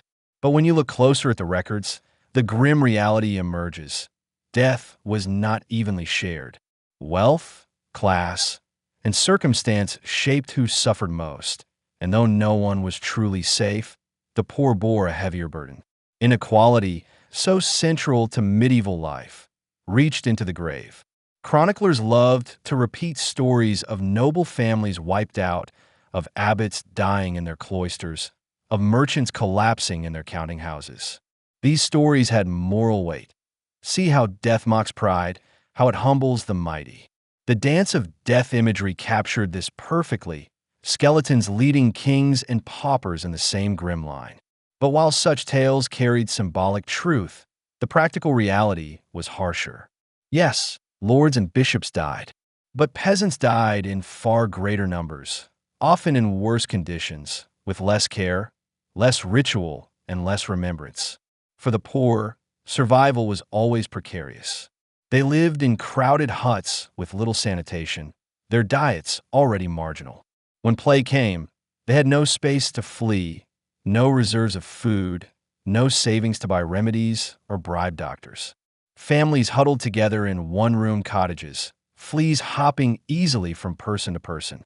Rats found ample grain in poorly protected stores. And when the breadwinner died, the entire family often starved. Poverty wasn't just a condition, it was a sentence, amplifying plague's cruelty. The wealthy did have options. Nobles and rich merchants fled cities for country estates, hoping distance would save them. Some succeeded. Isolation in remote villas could reduce exposure. Boccaccio's Decameron famously imagines a group of young nobles retreating from plague-stricken Florence to a countryside villa, distracting themselves with stories while their city rotted. But flight was not always salvation. Servants carried the plague with them, and isolated estates sometimes became sealed tombs, whole households perishing far from help. Still, the very possibility of escape was a privilege. The poor had no such luxury. Doctors, scarce to begin with, charged high fees for their services. Wealthy families could afford poultices, consultations, even astrologers to cast charts. Poor families had none of this. Their remedies were what they could gather: garlic, vinegar, prayers whispered in smoky cottages. Did the rich fare much better? Not really. The plague's mortality cut through most treatments. But access to care, even if ineffective, gave psychological comfort, and sometimes isolation plus decent food tipped the odds slightly. For the poor, odds are merciless. Inequality extended to death itself. Wealthy families, even amid chaos, often secured individual burials, sometimes in churchyards, sometimes in private chapels. Priests were paid to say masses for their souls, even if rushed. Tombstones, though fewer in plague years, still marked the graves of nobles and merchants. The poor, by contrast, went into pits, dozens, sometimes hundreds at a time. Lime was poured over them, names forgotten. In some towns, records of burials simply stopped. There were too many poor to count. Death may have struck both rich and poor, but remembrance leaned heavily toward the wealthy. This difference shaped memory.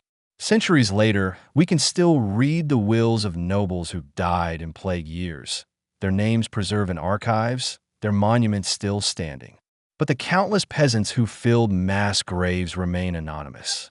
Their stories survive only as statistics, not as individuals. The silence of the poor in the historical record is itself an echo of inequality. Gender layered inequality further. Poor women, often widowed by plague, struggled to feed children alone. Many turned to begging or prostitution, exposing themselves to further risk. Wealthier widows, by contrast, sometimes inherited estates and gained unusual authority. The Black Death amplified these contrasts, creating both suffering and opportunity depending on class.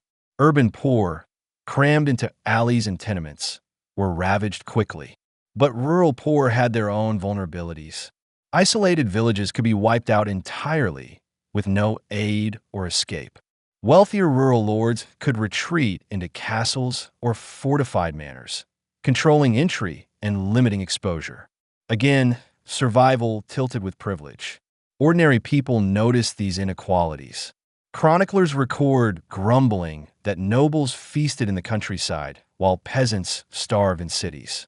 Survivors muttered that the church sold salvation to those who could pay while ignoring the poor. Resentment simmered. Later revolts, like the English Peasants' Revolt of 1381, drew energy not only from economic frustration, but from memories of plague years, when inequality and death was seared into memory. And yet, despite all this, the symbolic truth remained. Plague did kill nobles, did strike monasteries, did topple kings. Edward III of England lost his daughter to plague. French princes fell, bishops died in scores. No one was untouchable. That fact mattered deeply. The poor may have suffered disproportionately, but the myth of equality had a kernel of truth, one that shaped culture. It created a paradox. Plague exposed inequality brutally, but it also undercut the idea that rank guaranteed safety. Both lessons coexisted uneasily in Europe's imagination. In the decades after, survivors carried forward both bitterness and awareness. The memory of unequal suffering fueled demands for wages, freedom, and justice. But it also created humility in elites, at least for a time, as they recognized that plague had made them vulnerable too. The long-term result was complex. Europe became more fluid, more open to shifts in power, but also more haunted by the knowledge that inequality extended even into death. The plague had shown that no one was safe, yet not everyone suffered equally. That tension reshaped not just society, but memory. And as the years passed, survivors found new ways to rebuild their lives, their faith, and their families, even as the specter of death continued to stalk them. The Black Death rolled across most of Europe like a storm with no resistance, flattening kingdoms, hollowing out villages, and leaving pits where communities had once stood. But when you look east, a curious pattern emerges. Poland, much of Hungary, and parts of Eastern Europe seem to have suffered far less than their Western neighbors. Chronicles record outbreaks, yes, but not the same catastrophic depopulation. Why? Was it luck, geography, policy, or some combination. Whatever the cause, this relative reprieve shaped the region's history in lasting ways. By the early 1350s, Western Europe had been gutted. England, France, Italy, Spain, and the Low Countries had lost a third to half their people. Yet Poland's records tell a different story. King Casimir the Great's realm shows no signs of massive population collapse. Hungary, too, though not untouched, appears to have escaped the worst. Even Russia's chronicles, while recording outbreaks, suggest a slower, more patchy spread. It puzzled contemporaries. If God's wrath was universal, why were some spared? If the stars aligned against Christendom, why did their influence falter east of the Vistula? One answer lies in geography. The plague followed trade routes. The Silk Road, the Mediterranean lanes, the bustling rivers and roads of Western Europe. Eastern Europe was less tightly bound into these networks. Poland cities like Krakow and Poznan were growing, but they weren't Genoa, Venice, or Paris. Less traffic meant fewer carriers, fewer rats and fleas riding in on cargo ships. Hungary, shielded by mountains and distance, likewise lay slightly off the busiest arteries of plague spread. It wasn't immune, but it wasn't the open highway that Italy or France had become. Some historians suggest Poland's rulers acted decisively. King Casimir reportedly imposed strict border controls, limiting entry from plague-stricken regions. Whether these measures were consistent or effective is debated, but the very idea shows awareness. Towns closed gates, travelers faced scrutiny, and in some places, suspected outsiders were turned away. Compare this to France or England, where commerce and war kept borders porous. Eastern Europe's more defensive posture may have slowed the contagion. Another factor was simple math. Western Europe's cities were dense. London, Paris, Florence, Venice, all teeming with humanity. Eastern Europe, though urbanizing, was still more rural, with fewer large cities. Lower population density meant slower spread, fewer explosive outbreaks, and more pockets left untouched. It didn't make plague impossible, but it blunted the force. A disease that thrived on crowds found fewer to feed on. Contemporaries, of course, sought spiritual reasons. Polish chronicles sometimes claimed divine favor, that God had spared their land for its piety or purity. Some even suggested the Virgin Mary had extended special protection.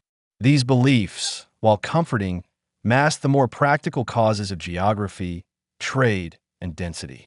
But the perception mattered. To many, Poland seemed blessed. That reputation shaped its identity, reinforcing pride in being a chosen land amid Europe's devastation. One of the most profound consequences of Eastern Europe's relative safety was migration. As Jews faced persecution and pogroms in Germany, France, and Switzerland, many fled eastward. Poland, under Casimir, welcomed them, granting charters of protection and rights. Entire communities uprooted and resettled in Krakow, Lublin, and other towns. This migration reshaped Jewish history. For centuries, Eastern Europe became the heart of Jewish life, producing vibrant cultures, scholarship, and traditions that endured into modern times. Ironically, the Black Death, by sparking persecution in the West and sparing much of the East, redirected the flow of Jewish history eastward. Hungary's story was similar, though not identical. The Kingdom of Hungary saw plague in its western regions, but reported far fewer deaths overall. Its relative isolation, combined with its strong monarchical control, may have helped. Some Hungarian towns did experience outbreaks, but the kingdom as a whole avoided the catastrophic collapse seen elsewhere. Like Poland, Hungary benefited demographically. With fewer losses, it remained stronger relative to weakened Western kingdoms. This balance of power shaped politics for decades. Further east, Russia encountered plague more slowly. The disease had traveled with Mongol armies across the steppe, but its spread into Russian principalities was patchier. Sparse populations, wide distances, and limited urban centers blunted its force. Moscow, Novgorod, and other cities eventually suffered outbreaks, but the devastation was less consistent than in Western Europe. Again, The geography of the East, vast, spread out, less commercially entangled, provided a grim kind of shield. Skeptics sometimes argue that the East wasn't spared so much as underrecorded. Chronicles from Poland or Hungary are fewer and less detailed than those from Italy or France. Maybe the devastation was real, but poorly documented. But archaeological and demographic studies suggest otherwise. Cemeteries don't show the same sudden population collapses. The East really did fare better, even if not untouched. This relative reprieve had lasting consequences. As Western Europe struggled to rebuild populations, Eastern Europe held steadier. Its rulers had more stable manpower, its lands more continuously cultivated. Over time, this advantage shifted power balances, giving Poland and Hungary greater prominence in the late medieval period. Culturally, too, the East carried less of the trauma. While Western art filled with skeletons and dances of death, Eastern Europe's imagery was somewhat less haunted. They mourned, but not at the same overwhelming scale. By the late 14th century, Eastern Europe had become a refuge of sorts, for Jews fleeing persecution, for peasants seeking new land, for cultures looking to rebuild outside the worst-hit zones. Its relative strength amid Europe's devastation was not absolute, but it was significant enough to mark a turning point in the region's history. The Black Death did not treat all of Europe equally. The East held out better, whether through luck, geography, or policy. But the plague's shadow still lingered, and its waves would eventually reach across even the widest plains. For those spared in the first round, survival was not immunity forever. And even where the disease did not strike as hard, its echoes shaped migration, culture, and politics for centuries.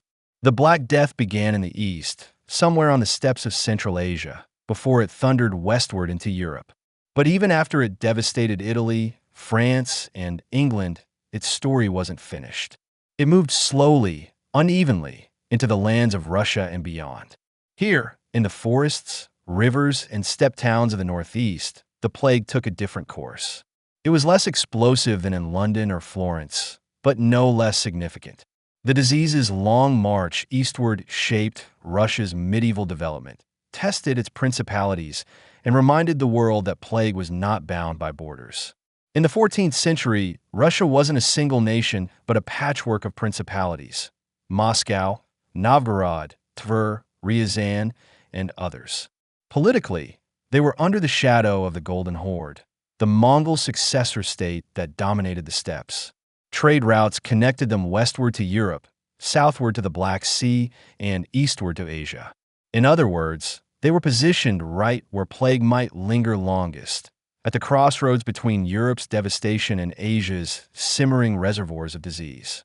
Unlike England or France, where plague arrived suddenly with ships and swept through in months, Russia's experience was slower and patchier. Outbreaks appeared in Novgorod, then years later in Moscow, then later still in outlying towns. Chroniclers describe waves in the 1350s and 1360s, but not on the same overwhelming scale as in Western Europe. Why the difference? Partly geography. Russia's cities were smaller, more spread out, and less tied into the dense trade networks that fueled plague's explosion in the West. Villages were scattered through forests and along rivers, which slowed contagion. But slower didn't mean safe. Once plague entered a city, it still killed brutally. Entire parishes in Novgorod were said to vanish. Monasteries lost dozens of monks in weeks. Much of what we know about plague in Russia comes from monasteries. Chroniclers and cloisters recorded outbreaks with grim brevity. In this year, pestilence came, and many died. Some lists of abbots or monks show abrupt gaps. Whole communities gone in months. These records reveal the uneven nature of plague's march. One monastery might be hit hard while another, only a few days right away, recorded no deaths at all. Geography, chance, and travel routes determined fate. The Golden Horde played a critical role. The Mongol successor state controlled much of southern Russia and the steppe trade. Caravans, soldiers, and tribute routes carried goods and plague fleas across vast distances. Chroniclers describe pestilence in horde lands, thinning armies and disrupting control. Some historians even argue that plague weakened the horde's grip, giving Moscow more room to rise as a center of power. If so, the Black Death didn't just kill people in Russia, it shifted the balance of the empire. The Volga and Dnieper rivers, vital arteries of trade, also became plague routes. Boats carried grain, furs, and salt, and with them, rats. Towns along these rivers recorded outbreaks that flared and then vanished, often without explanation. Novgorod, with its bustling Hanseatic trade links, was especially vulnerable. Connected to the Baltic and the German states, it felt both western and eastern currents of plague. Moscow, more inland, experienced slower waves, but enough to leave scars in chronicles and in memory. As in Western Europe, plague struck differently across classes. Urban poor suffered most, living crowded in wooden houses. Nobles in rural estates sometimes fared better, though many died too. Entire princely families occasionally vanished, heirs gone in a single summer. The church, as elsewhere, was hit hard. Priests and monks died in staggering numbers, weakening spiritual authority. But in Russia, one difference stood out: the already fragile structures of society, under Mongol domination, fragmented among rival princes, became even more unstable. Plague compounded political fragility. Russian chronicles tended to frame plague in religious terms. Writers spoke of God's wrath, of punishment for sin, of the need for repentance. Churches held processions, bells rang, and prayers multiplied. Yet, just as in the West, these rituals failed to halt the sickness.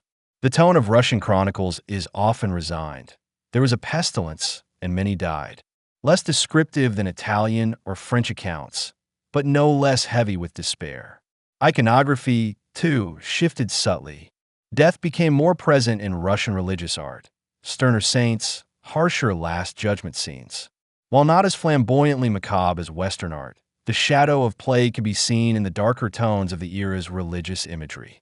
One of the most chilling aspects of plague's Easter March is the steppe itself. The Black Death had originated somewhere in Central Asia, likely in rodent populations on the steppe. Even after the first wave swept into Europe, plague continued to simmer in its natural reservoirs: marmots, gerbils, and other wild rodents. From there, it could flare up again and again, carried by traders and armies. For Russia, this meant plague was never entirely gone. Even when outbreaks subsided, the possibility of return hung over every caravan, every tribute train to the horde, every soldier crossing the plains. In the short term, Russia escaped the apocalyptic scale of loss seen in France or Italy. But in the long view, plague became a recurring feature of Russian life. Outbreaks continued into the 15th and 16th centuries, sometimes devastating, sometimes mild, but always feared. This slower rhythm meant Russia's demographic collapse wasn't as immediate, but it also stretched the trauma over centuries. Western Europe endured one catastrophic generation. Russia endured many smaller ones. Historians debate how much plague influenced Russia's rise. Some argue that by weakening the Golden Horde and thinning rival principalities, plague indirectly aided Moscow's ascendancy. Others suggest the effects were more modest, just another burden in an already chaotic age. But there is little doubt that plague shaped Russia's trajectory. It reinforced the sense of vulnerability, the reliance on religion, the fragility of human plans before God's will. The march of plague into Russia and beyond shows that the Black Death wasn't a single European story. It was a transcontinental one, stretching from Asia to the Atlantic. And because it returned again and again, it left Europe and Asia alike permanently altered. Even after the first wave, the specter of recurrence, the dread that it could always return, hung over every generation. When the Black Death first swept through Europe between 1347 and 1352, many believed it was a one-time catastrophe, a punishment, an apocalypse, or simply a freak event. But as the decades rolled on, it became painfully clear the plague was not finished. It returned again and again, not with the explosive devastation of the first wave, but with enough ferocity to keep fear alive. Generations grew up knowing that plague wasn't just history. It was a fact of life, cycling back like a grim season that no one could predict or escape. The first great recurrence struck in 1361 to 1362, only a decade after the initial onslaught. Chroniclers called it the Pestis Secunda, the second pestilence. While its toll was not as total as the Black Death, it was still catastrophic. Strikingly, it killed children and adolescents in disproportionate numbers. Adults who had survived the first wave may have developed partial immunity, but their children had none. Imagine parents, relieved to have survived the apocalypse, only to bury the sons and daughters born in the years after. In England, the second pestilence cut so deeply into the young that it was sometimes called the children's plague. Whole generations were thinned out, leaving schools empty once again. And it didn't stop there. After 1361 came new waves: 1369, 1374, 1400, 1430, 1466, 1485. The pattern continued well into the 16th and 17th centuries. Sometimes the plague clung to one region. Other times it swept across entire kingdoms. Mortality rates varied, sometimes 10%, sometimes 20% or more, but always high enough to terrify. Each recurrence reopened old wounds. Survivors of 1348 to 1350 felt like the nightmare was stalking them, refusing to let go. Children grew up hearing of plague, not as a tale from the past, but as something they themselves would one day endure. The effect was profound. Plague became woven into daily expectations. Just as people expected seasons of planting and harvest, they expected that sooner or later, plague would return. Towns developed protocols, closing gates, fumigating homes, isolating the sick, digging pits in advance. In Venice, the first permanent lazaretto, plague hospital, was established in 1423, built specifically to quarantine ships and sailors. In England, parish records began to distinguish ordinary deaths from those in plague years. In France, towns like Marseille and Avignon developed permanent offices for plague management. In short, plague became bureaucratic. What made the recurring waves especially cruel was memory. The first Black Death had seared horror into survivors' minds. Every time a new outbreak began, people relived the terror of the 1340s. The smell of burning herbs, the toll of bells, the sight of neighbors collapsing, all came rushing back. And because plague returns so often, memory never had a chance to fade. Unlike wars, which end, or famines, which pass, plague lingered. Generations carried not only their own trauma, but that of their parents and grandparents. It became cultural inheritance. To be European in the late Middle Ages was to live under plague's shadow. The repeated waves also prevented stable recovery. Each time populations began to climb, another outbreak thinned them again. Labor shortages remained chronic, keeping wages relatively high, but also leaving fields half empty. Trade was fragile. A single outbreak could close ports or markets for months. This instability shaped Europe's economy for centuries. It encouraged migration, drew peasants to cities with labor demand, and spurred the decline of rigid feudalism. But it also meant a constant sense of fragility, as if prosperity could vanish any year with the return of the pestilence. Imagine being a child born in 1370. You would grow up hearing your parents' tales of 1348, living through the plague of 1369, and perhaps burying your own children in the 1400 outbreak. Plague wasn't extraordinary, it was ordinary. It became part of how people thought about life, death, and God. That psychology mattered.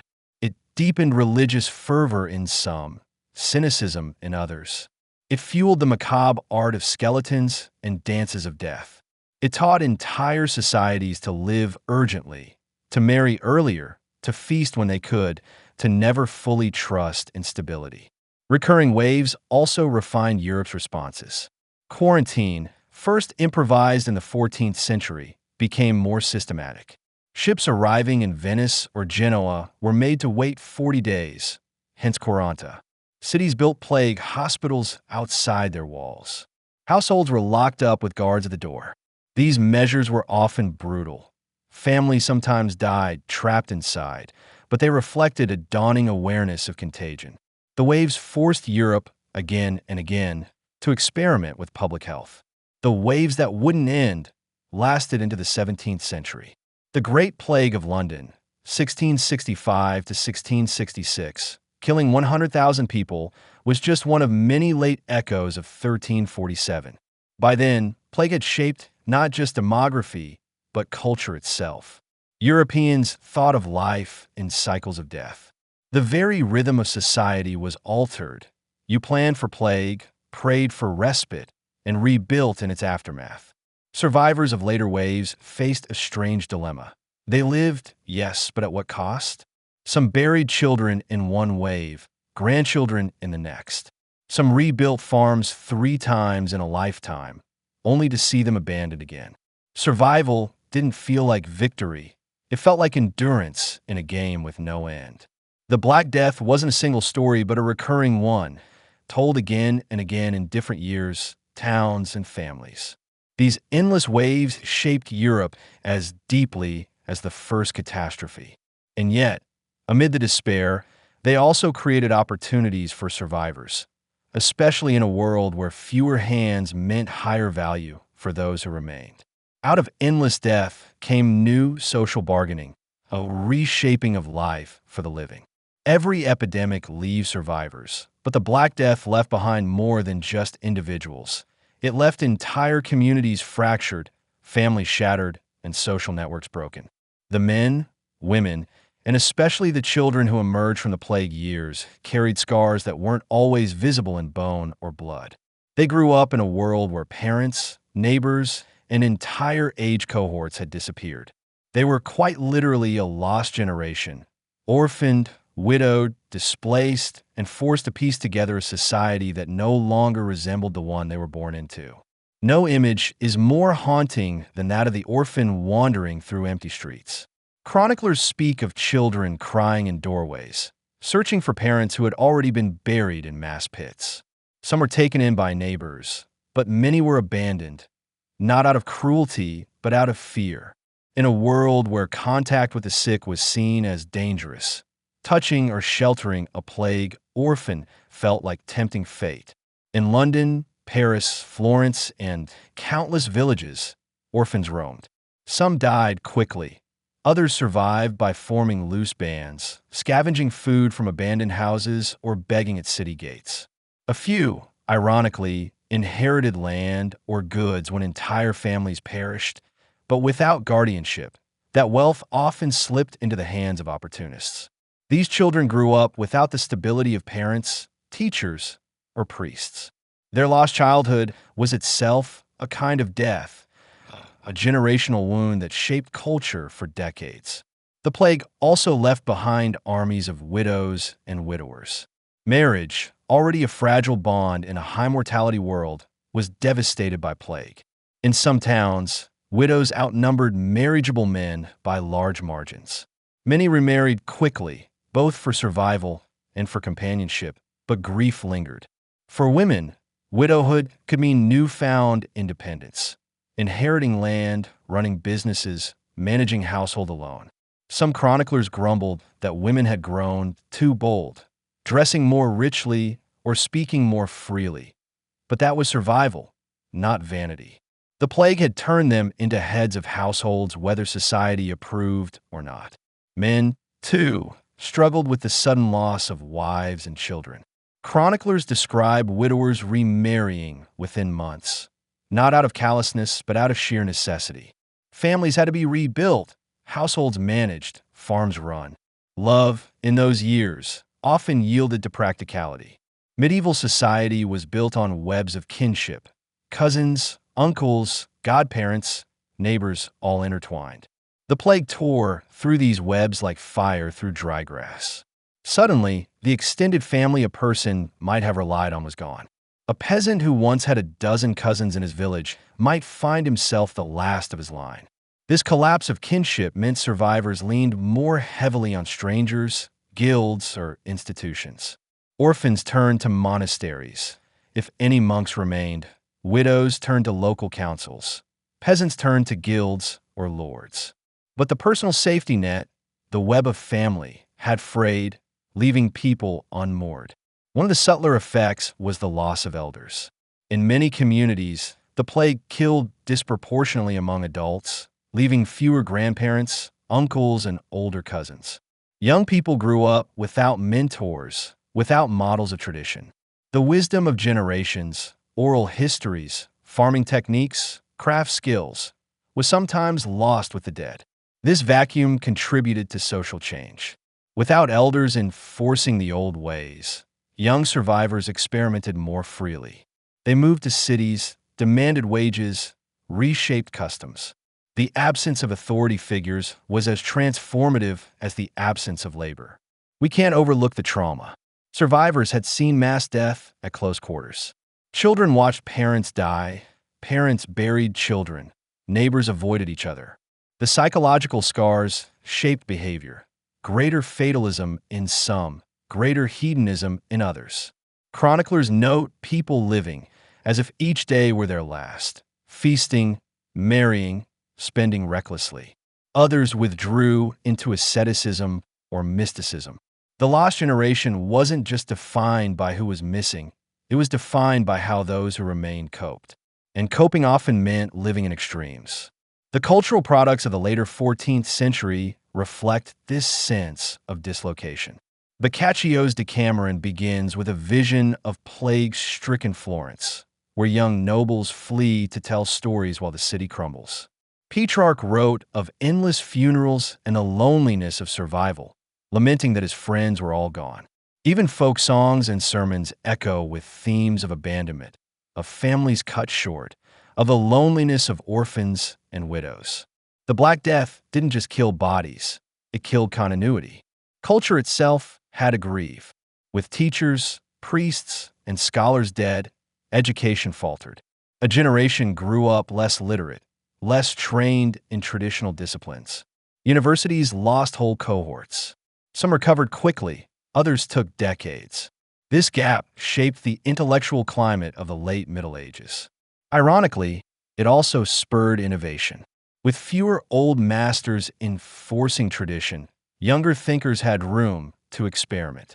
Some historians argue that the Renaissance itself drew energy from this intellectual rupture, that a lost generation of scholars opened the way for a new generation of innovators. Perhaps the most enduring feature of the lost generation was memory. Survivors never forgot. Chroniclers in the 1370s and 1380s still wrote with raw grief about the 1340s. Families told children of brothers and sisters they had lost. Whole communities carried the absence like a scar. This memory shaped identity. To be part of the lost generation was to live with ghosts, to walk through villages where half the houses stood empty, to sit at tables where chairs remained unfilled. It was a loneliness that outlasted the disease itself. What does it mean to be a society of survivors? It means everyone shares grief, everyone has lost someone. It creates solidarity, but also exhaustion. The survivors of plague years rebuilt Europe, but they did so carrying heavy burdens.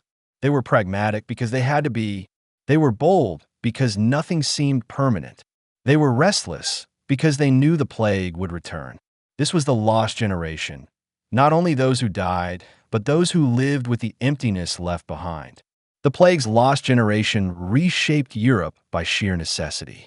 Orphans became adults too soon. Widows became landowners, survivors became innovators. Out of the ashes of broken families, new ways of living took shape. And nowhere was this clearer than in the economy, where labor shortages and shifting power forced survivors to rethink work itself. The Black Death tore apart families, emptied villages, and left Europe staggering under the weight of grief. But in its strange, brutal way, the plague also opened doors that had long been locked. With half the population gone, survivors found themselves in a world where land, tools, and opportunities suddenly outnumbered the people available to use them. Fields lay idle, workshops stood empty, and guilds had more places than apprentices. The survivors, especially peasants and laborers, could demand more than they ever had before. Out of devastation, the seeds of change were planted. One of the most immediate consequences of the plague was abandoned farmland. Entire villages were deserted.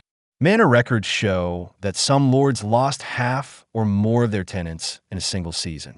Crops rotted where they stood, orchards went unpicked, and animals wandered unattended. For peasants who survived, this presented opportunity. Land that had once been tightly controlled by lords suddenly became available. In some cases, survivors inherited from dead relatives. In others, lords desperate to keep their estates productive offered new tenants favorable terms, lower rents, better conditions, even outright freedom from serfdom. The old rules of landholding began to loosen. Suddenly, a peasant could negotiate.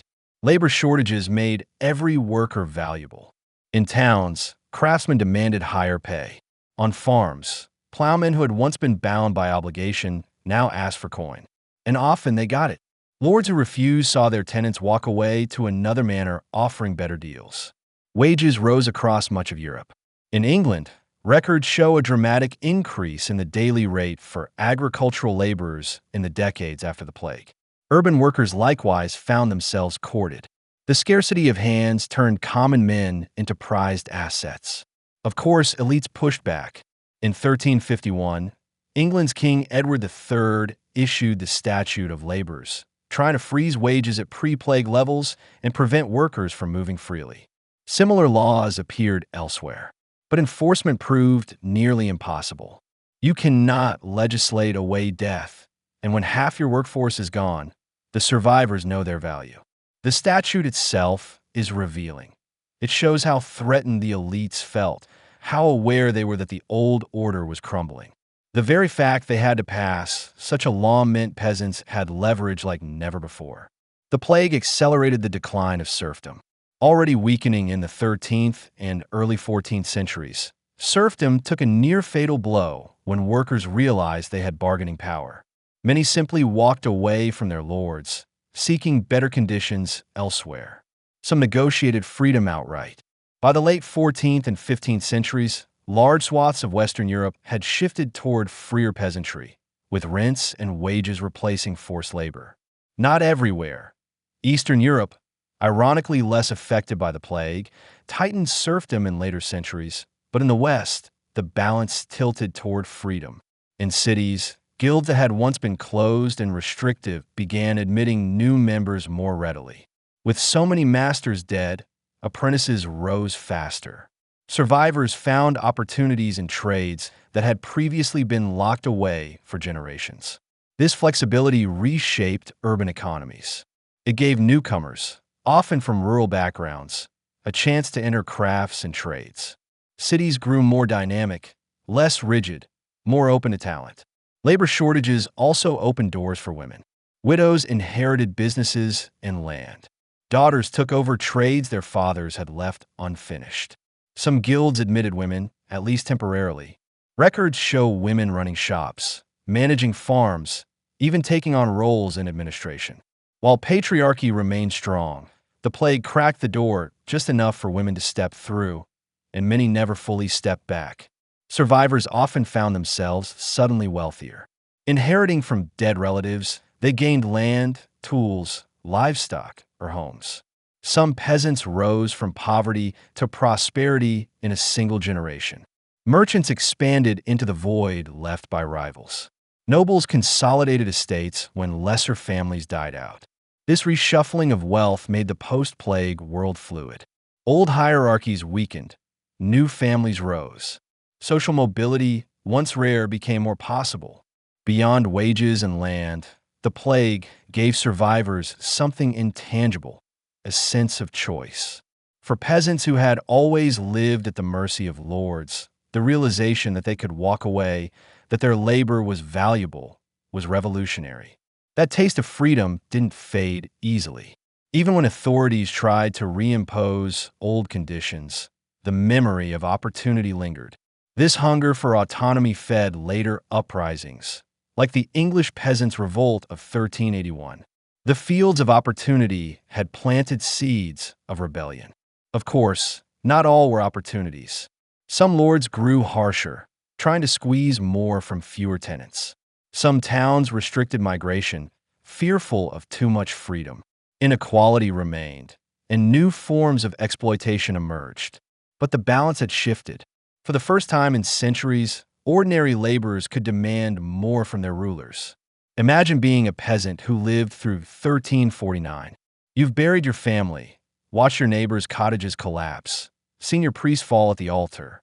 Yet by 1352, a lord is offering you land, begging you to stay, promising freedom your parents never dreamed of. Grief is still heavy, but opportunity is real. Do you take it? Many did.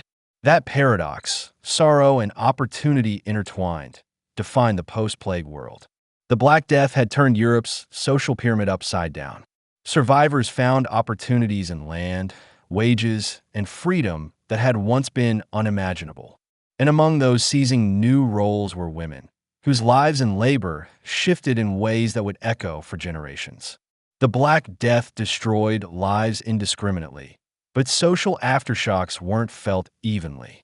One of the most striking changes unfolded in the lives of women. With men dying in staggering numbers, and with families, guilds, and farms left leaderless, women stepped into roles that medieval society had not always allowed them to occupy. Some of these changes were temporary, fading as population recovered. Others left long shadows, nudging European society toward greater flexibility in how it imagined women's work, inheritance, and authority. One of the most immediate shifts came through widowhood. The plague left countless women without husbands, sometimes without entire households. Many remarried quickly, both for survival and for companionship. But others remained widows and managed households on their own. Widows often inherited land, shops, or businesses. Some lords, desperate to keep estates productive, allowed widows to hold property in their own name, at least until children came of age. In towns, widows took over taverns, cloth workshops, or bakeries. In rural areas, they managed plowing and harvests, sometimes hiring male laborers to work under their supervision. For a society accustomed to imagining women as dependents, this was startling. Chroniclers noticed, sometimes admiringly, sometimes with disapproval, that women were suddenly more visible in public and economic life. It wasn't just widows. Daughters, too, stepped forward. With fathers and brothers gone, many took on work directly. Records from English manors showed daughters hired as day laborers in fields, sometimes doing heavy plowing that had once been reserved for men. In cities, guild records hint at daughters inheriting apprenticeships, carrying on crafts in weaving, brewing, and tailoring. Though guilds often tried to exclude women formally, the sheer scarcity of hands forced exceptions. The post-plague economy blurred boundaries that had once been rigid. Some guilds even admitted women as full members, at least temporarily. In places like Florence, London, and Cologne, widows could continue their husband's trade license, producing and selling goods. This was especially common in brewing, textiles, and food preparation, sectors already associated with women's labor. But in the plague years, women's presence expanded further. We find women running butcher stalls, managing mercantile accounts, even engaging in moneylending. A few chroniclers grumbled that women had become too bold, speaking in marketplaces and bargaining with men. But necessity outweighed tradition. Someone had to keep commerce moving. Of course, greater independence came with suspicion. Preachers warned that widows and working women were morally dangerous. Claiming freedom made them immodest. Satirical poetry mocked women who dressed more finely or spent money on themselves. But beneath the moralizing lies a truth. Women had gained visibility and, in many cases, autonomy. Patriarchal society struggled to absorb the shift. Sermons and satire were ways of trying to push women back into old roles. But they reveal how far women had already stepped outside them. Religious life also shifted. With nuns and lay sisters dying in droves, convents lost members. But some women turned more fervently to mysticism, claiming direct visions of God. Figures like Catherine of Siena emerged in the later 14th century, embodying a new style of female religious authority. In a world where the institutional church looked weak, women mystics gained followers. They offered spiritual guidance outside traditional hierarchies. The plague, by fracturing clerical authority, opened space for new female voices. In the countryside, women sometimes became de facto heads of villages. When entire male lineages vanished, widows or daughters inherited farms outright. Legal records show disputes where women defended property rights against distant male relatives or lords. Though many lost these fights, others succeeded, carving out unusual authority. Rural communities accustomed to male leadership found themselves negotiating with female landholders.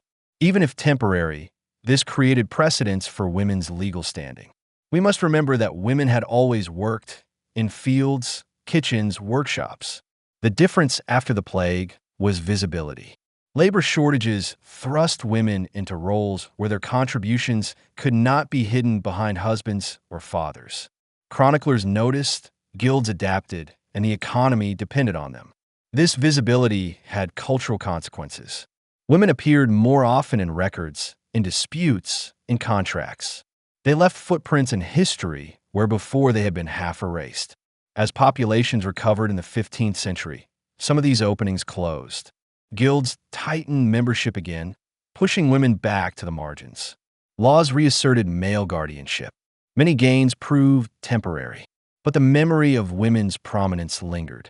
Social imagination had shifted just enough to make it possible again in future crises.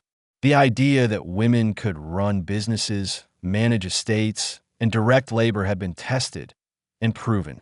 Imagine being a widow in Florence in 1351. Your husband died in the plague, leaving you a cloth shop. You keep it open, hire apprentices, and trade with customers who once only spoke to men. At first, you feel eyes on you, suspicion, disapproval. But the shop thrives because people need cloth, and you are still alive. You didn't choose this role, but you've stepped into it, and you'll not step back easily. That was the story of countless women across Europe, pressed into new roles by catastrophe, proving themselves capable and reshaping society quietly but decisively. The plague's devastation forced women into new roles, creating both opportunity and tension. Alongside laborers and peasants, they became agents of change, stepping into spaces that had long been closed. But all this transformation unfolded against a backdrop of relentless trauma. And as the decades wore on, the question became not just who had survived, but what survival itself meant. The Black Death left behind fields of bones, empty houses, and half-abandoned towns. But the physical emptiness was only part of the story. For those who survived, another weight pressed heavily: the guilt of living when parents, children, spouses, and neighbors have been taken. Survivor's guilt is a modern term, yet it describes perfectly what medieval people felt. Chroniclers' words tremble with it, letters carry it, and even sermons whisper it. Why am I alive when so many better, holier, stronger people are gone? Imagine watching half your family die in the space of weeks, then waking up one morning to realize you alone remain. The relief of survival is mixed with disbelief and quickly with shame. To outlive others in such numbers felt unnatural. Chroniclers often speak of being alone in the world or of feeling unworthy of survival. In Siena, Agnolo di Tura wrote of burying his 5 children with his own hands. He lived, but the words he left behind echo with torment. His survival was not triumph, it was a sentence. In a deeply religious age, survival carried theological questions. Did God spare you because you were righteous, or because you were unworthy of heaven and condemned to suffer longer on earth? Many wondered why holy men and women had perished while ordinary sinners lived. Priests died in droves giving last rites, while some thieves and drunkards seemed untouched. This inversion made survival feel arbitrary, even guilty. Sermons sometimes tried to reassure the living, but the unease remained. Why me? Guilt often came intertwined with loneliness. Survivors wandered empty villages, sat at tables with missing chairs, walked fields with no neighbors. Each absence was a reminder of others' deaths. The loneliness made survival feel less like fortune and more like punishment. Chroniclers described towns where one or two households remained out of dozens, the survivors living like wild men, unsure how to carry on. To live in such solitude was to constantly remember the dead. Ironically, inheriting land or wealth could intensify guilt. A peasant might suddenly own fields that once belonged to cousins, uncles, or brothers. A merchant might inherit his partner's goods. A widow might run a shop once bustling with her husband's presence. Each new possession reminded survivors of what had been lost. Prosperity tasted bitter when it came from death. Some survivors even abandoned inheritances, leaving land fallow or shops closed, unwilling to profit from tragedy. Survivors often confessed their guilt openly. Petrarch wrote of being surrounded by emptiness, saying that his friends were all gone and that he felt unworthy to remain. In letters, he mourned not only their deaths, but his own continued life, which he called a living death. Other writers echoed this theme. Life after the plague was survival, but it was survival with a shadow. How did people cope? Some turned to faith, dedicating themselves to prayer, almsgiving, or pilgrimages. They sought to earn their survival, to make it meaningful. Others turned to hedonism, feasting and spending as if to smother guilt with pleasure. Eat, drink, and be merry, for tomorrow we may die, became not just a saying, but a lifestyle. Still others retreated into silence. Chroniclers note neighbors who grew withdrawn, refusing to speak of the plague years. Guilt made them mute. Interestingly, survivors often formed new bonds with one another, sharing their guilt and grief. Guilds, confraternities, and parishes created new rituals of remembrance, ensuring the dead were prayed for collectively. By remembering together, survivors eased the isolation of their guilt. But even in community, the weight lingered. "We are alive," one chronicler noted, "but half our hearts lie buried." Survivors' guilt didn't end with the first generation. Children who grew up after the plague often carried their parents' stories, sensing that their very existence came at the cost of brothers or sisters who had died. Whole generations grew up with the unspoken message, "We live in the shadow of those we lost." This inheritance of grief shaped the culture of remembrance, the macabre art, the somber sermons. Survival wasn't just living, it was living for the dead. Survivor's guilt asks a timeless question: why am I alive when others are not? Medieval people asked it through prayer, through confession, through tears. Modern survivors of wars, disasters, and epidemics still ask it. The Black Death is perhaps the most massive case study in history of this psychological burden. Millions of people walking through a world emptied of their peers, wondering what their survival meant. What's striking is how often survivors describe silence.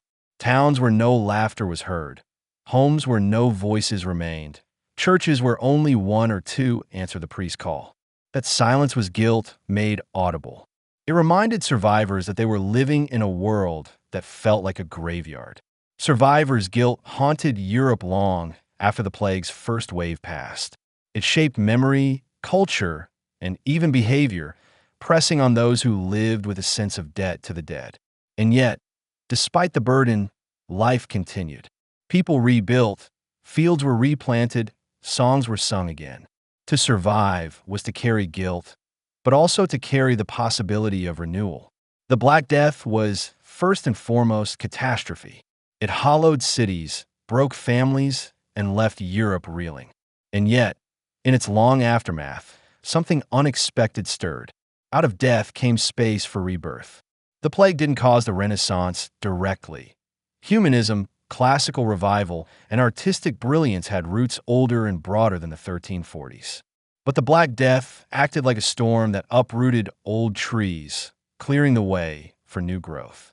Survivors, burdened by loss yet freed from constraints, began reshaping art, thought, and society. The seeds of the Renaissance sprouted in plague shadow. With half the population gone, Europe became a land of absences. But absences are also openings. Fields untended became available for ambitious peasants. Guilds with too few masters promoted apprentices early. Universities, depleted of old professors, welcomed younger voices. This thinning of the old order meant that new people could step forward. Talent that might have been smothered under rigid hierarchies found breathing room. In Florence, for example, the artistic experiments of the late 14th century drew energy from young painters and architects stepping into gaps left by their elders. Death redistributed wealth on an unprecedented scale. Heirs inherited lands and businesses.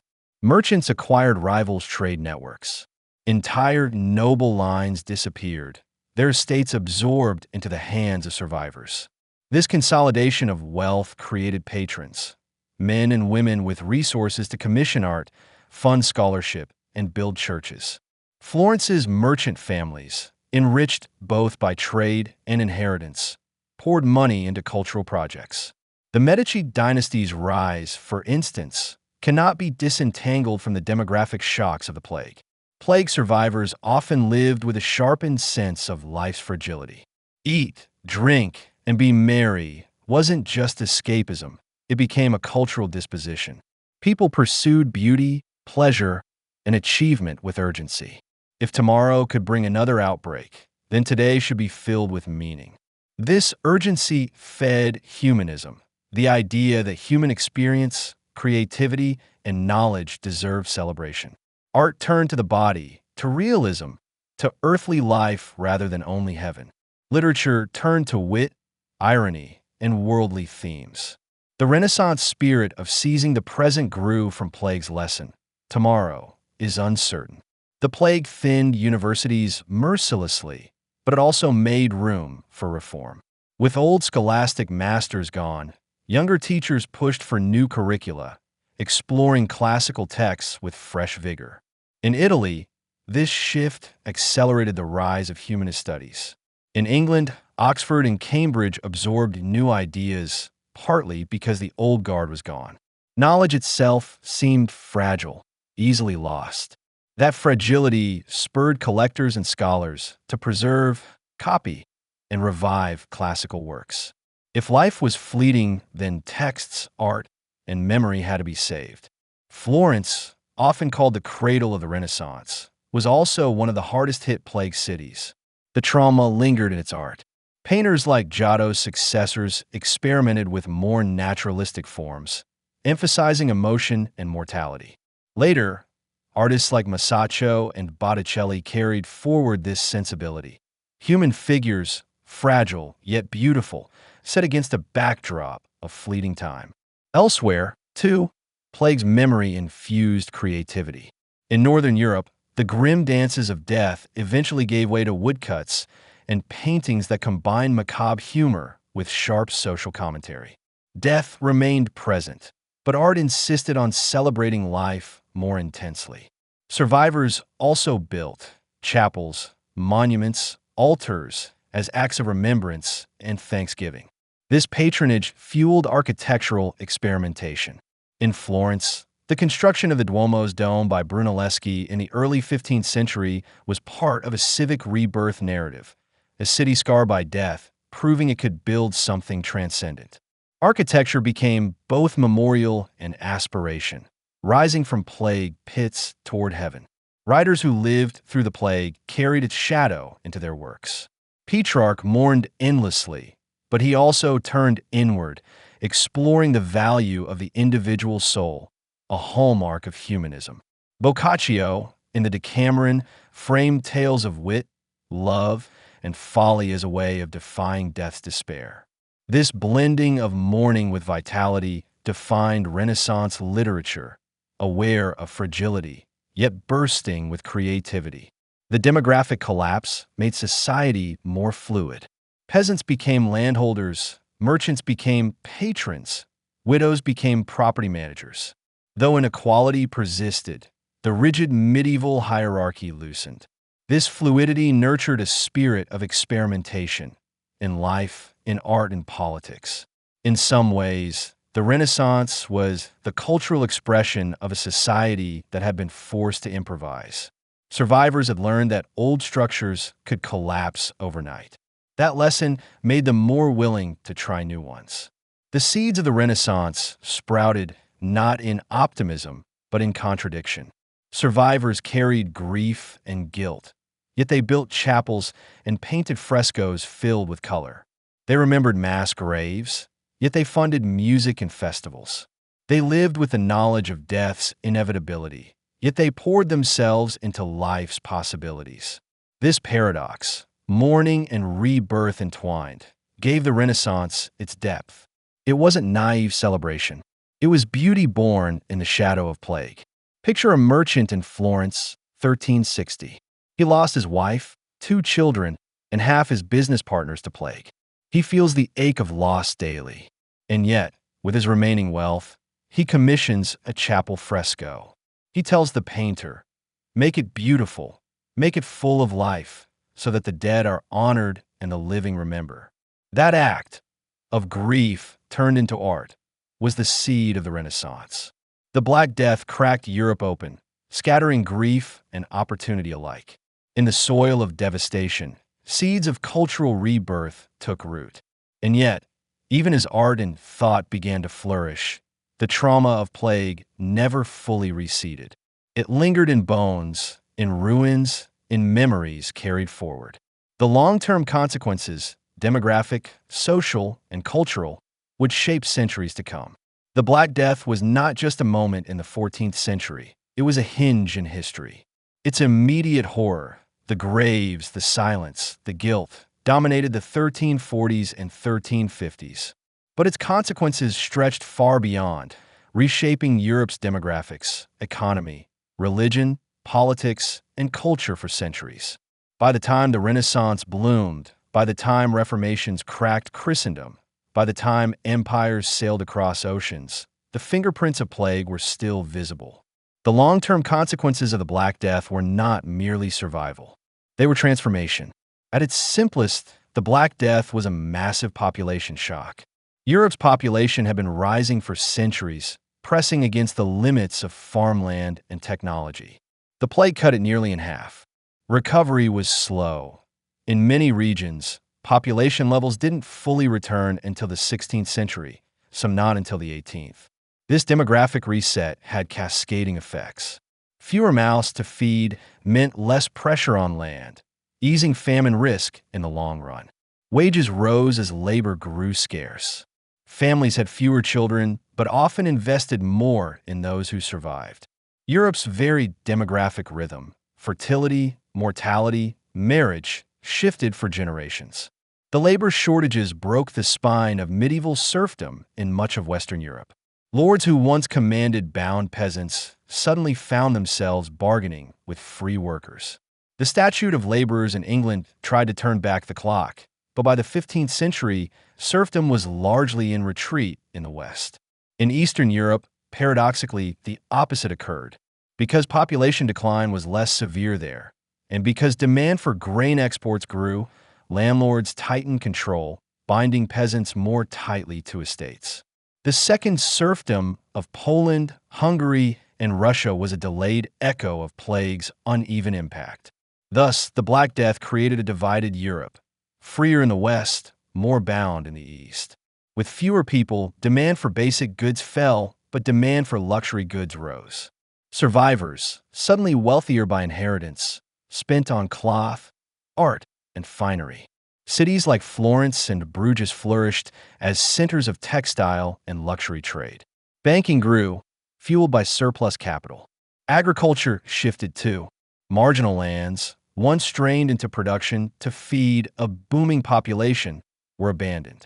Forests regrew, sheep grazed where crops once grew, and economies tilted toward wool and meat. This transition laid groundwork for Europe's eventual commercial expansion. Spiritually, the plague left scars. The Church's failure to stop or explain the pestilence weakened its aura of authority. Priests had died in droves, indulgences had been sold at high prices, and flagellants had dramatized faith's desperation. The long-term result was growing lay piety outside clerical structures, confraternities, mystical movements, vernacular devotion. These currents eventually fed into the Reformation of the 16th century. In a very real sense, Martin Luther's protest stood on ground cracked by the Black Death. Culturally, plague imprinted Europe with a dual legacy: despair and creativity. The macabre art of skeletons and dances of death lingered for centuries, reminding people of mortality. Literature brimmed with irony, satire, and skepticism.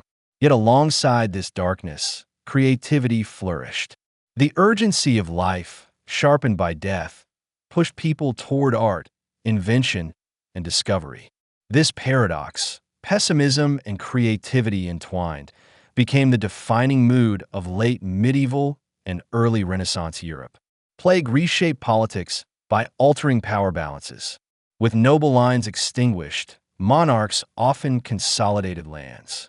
With populations weakened, wars shifted in scale and strategy.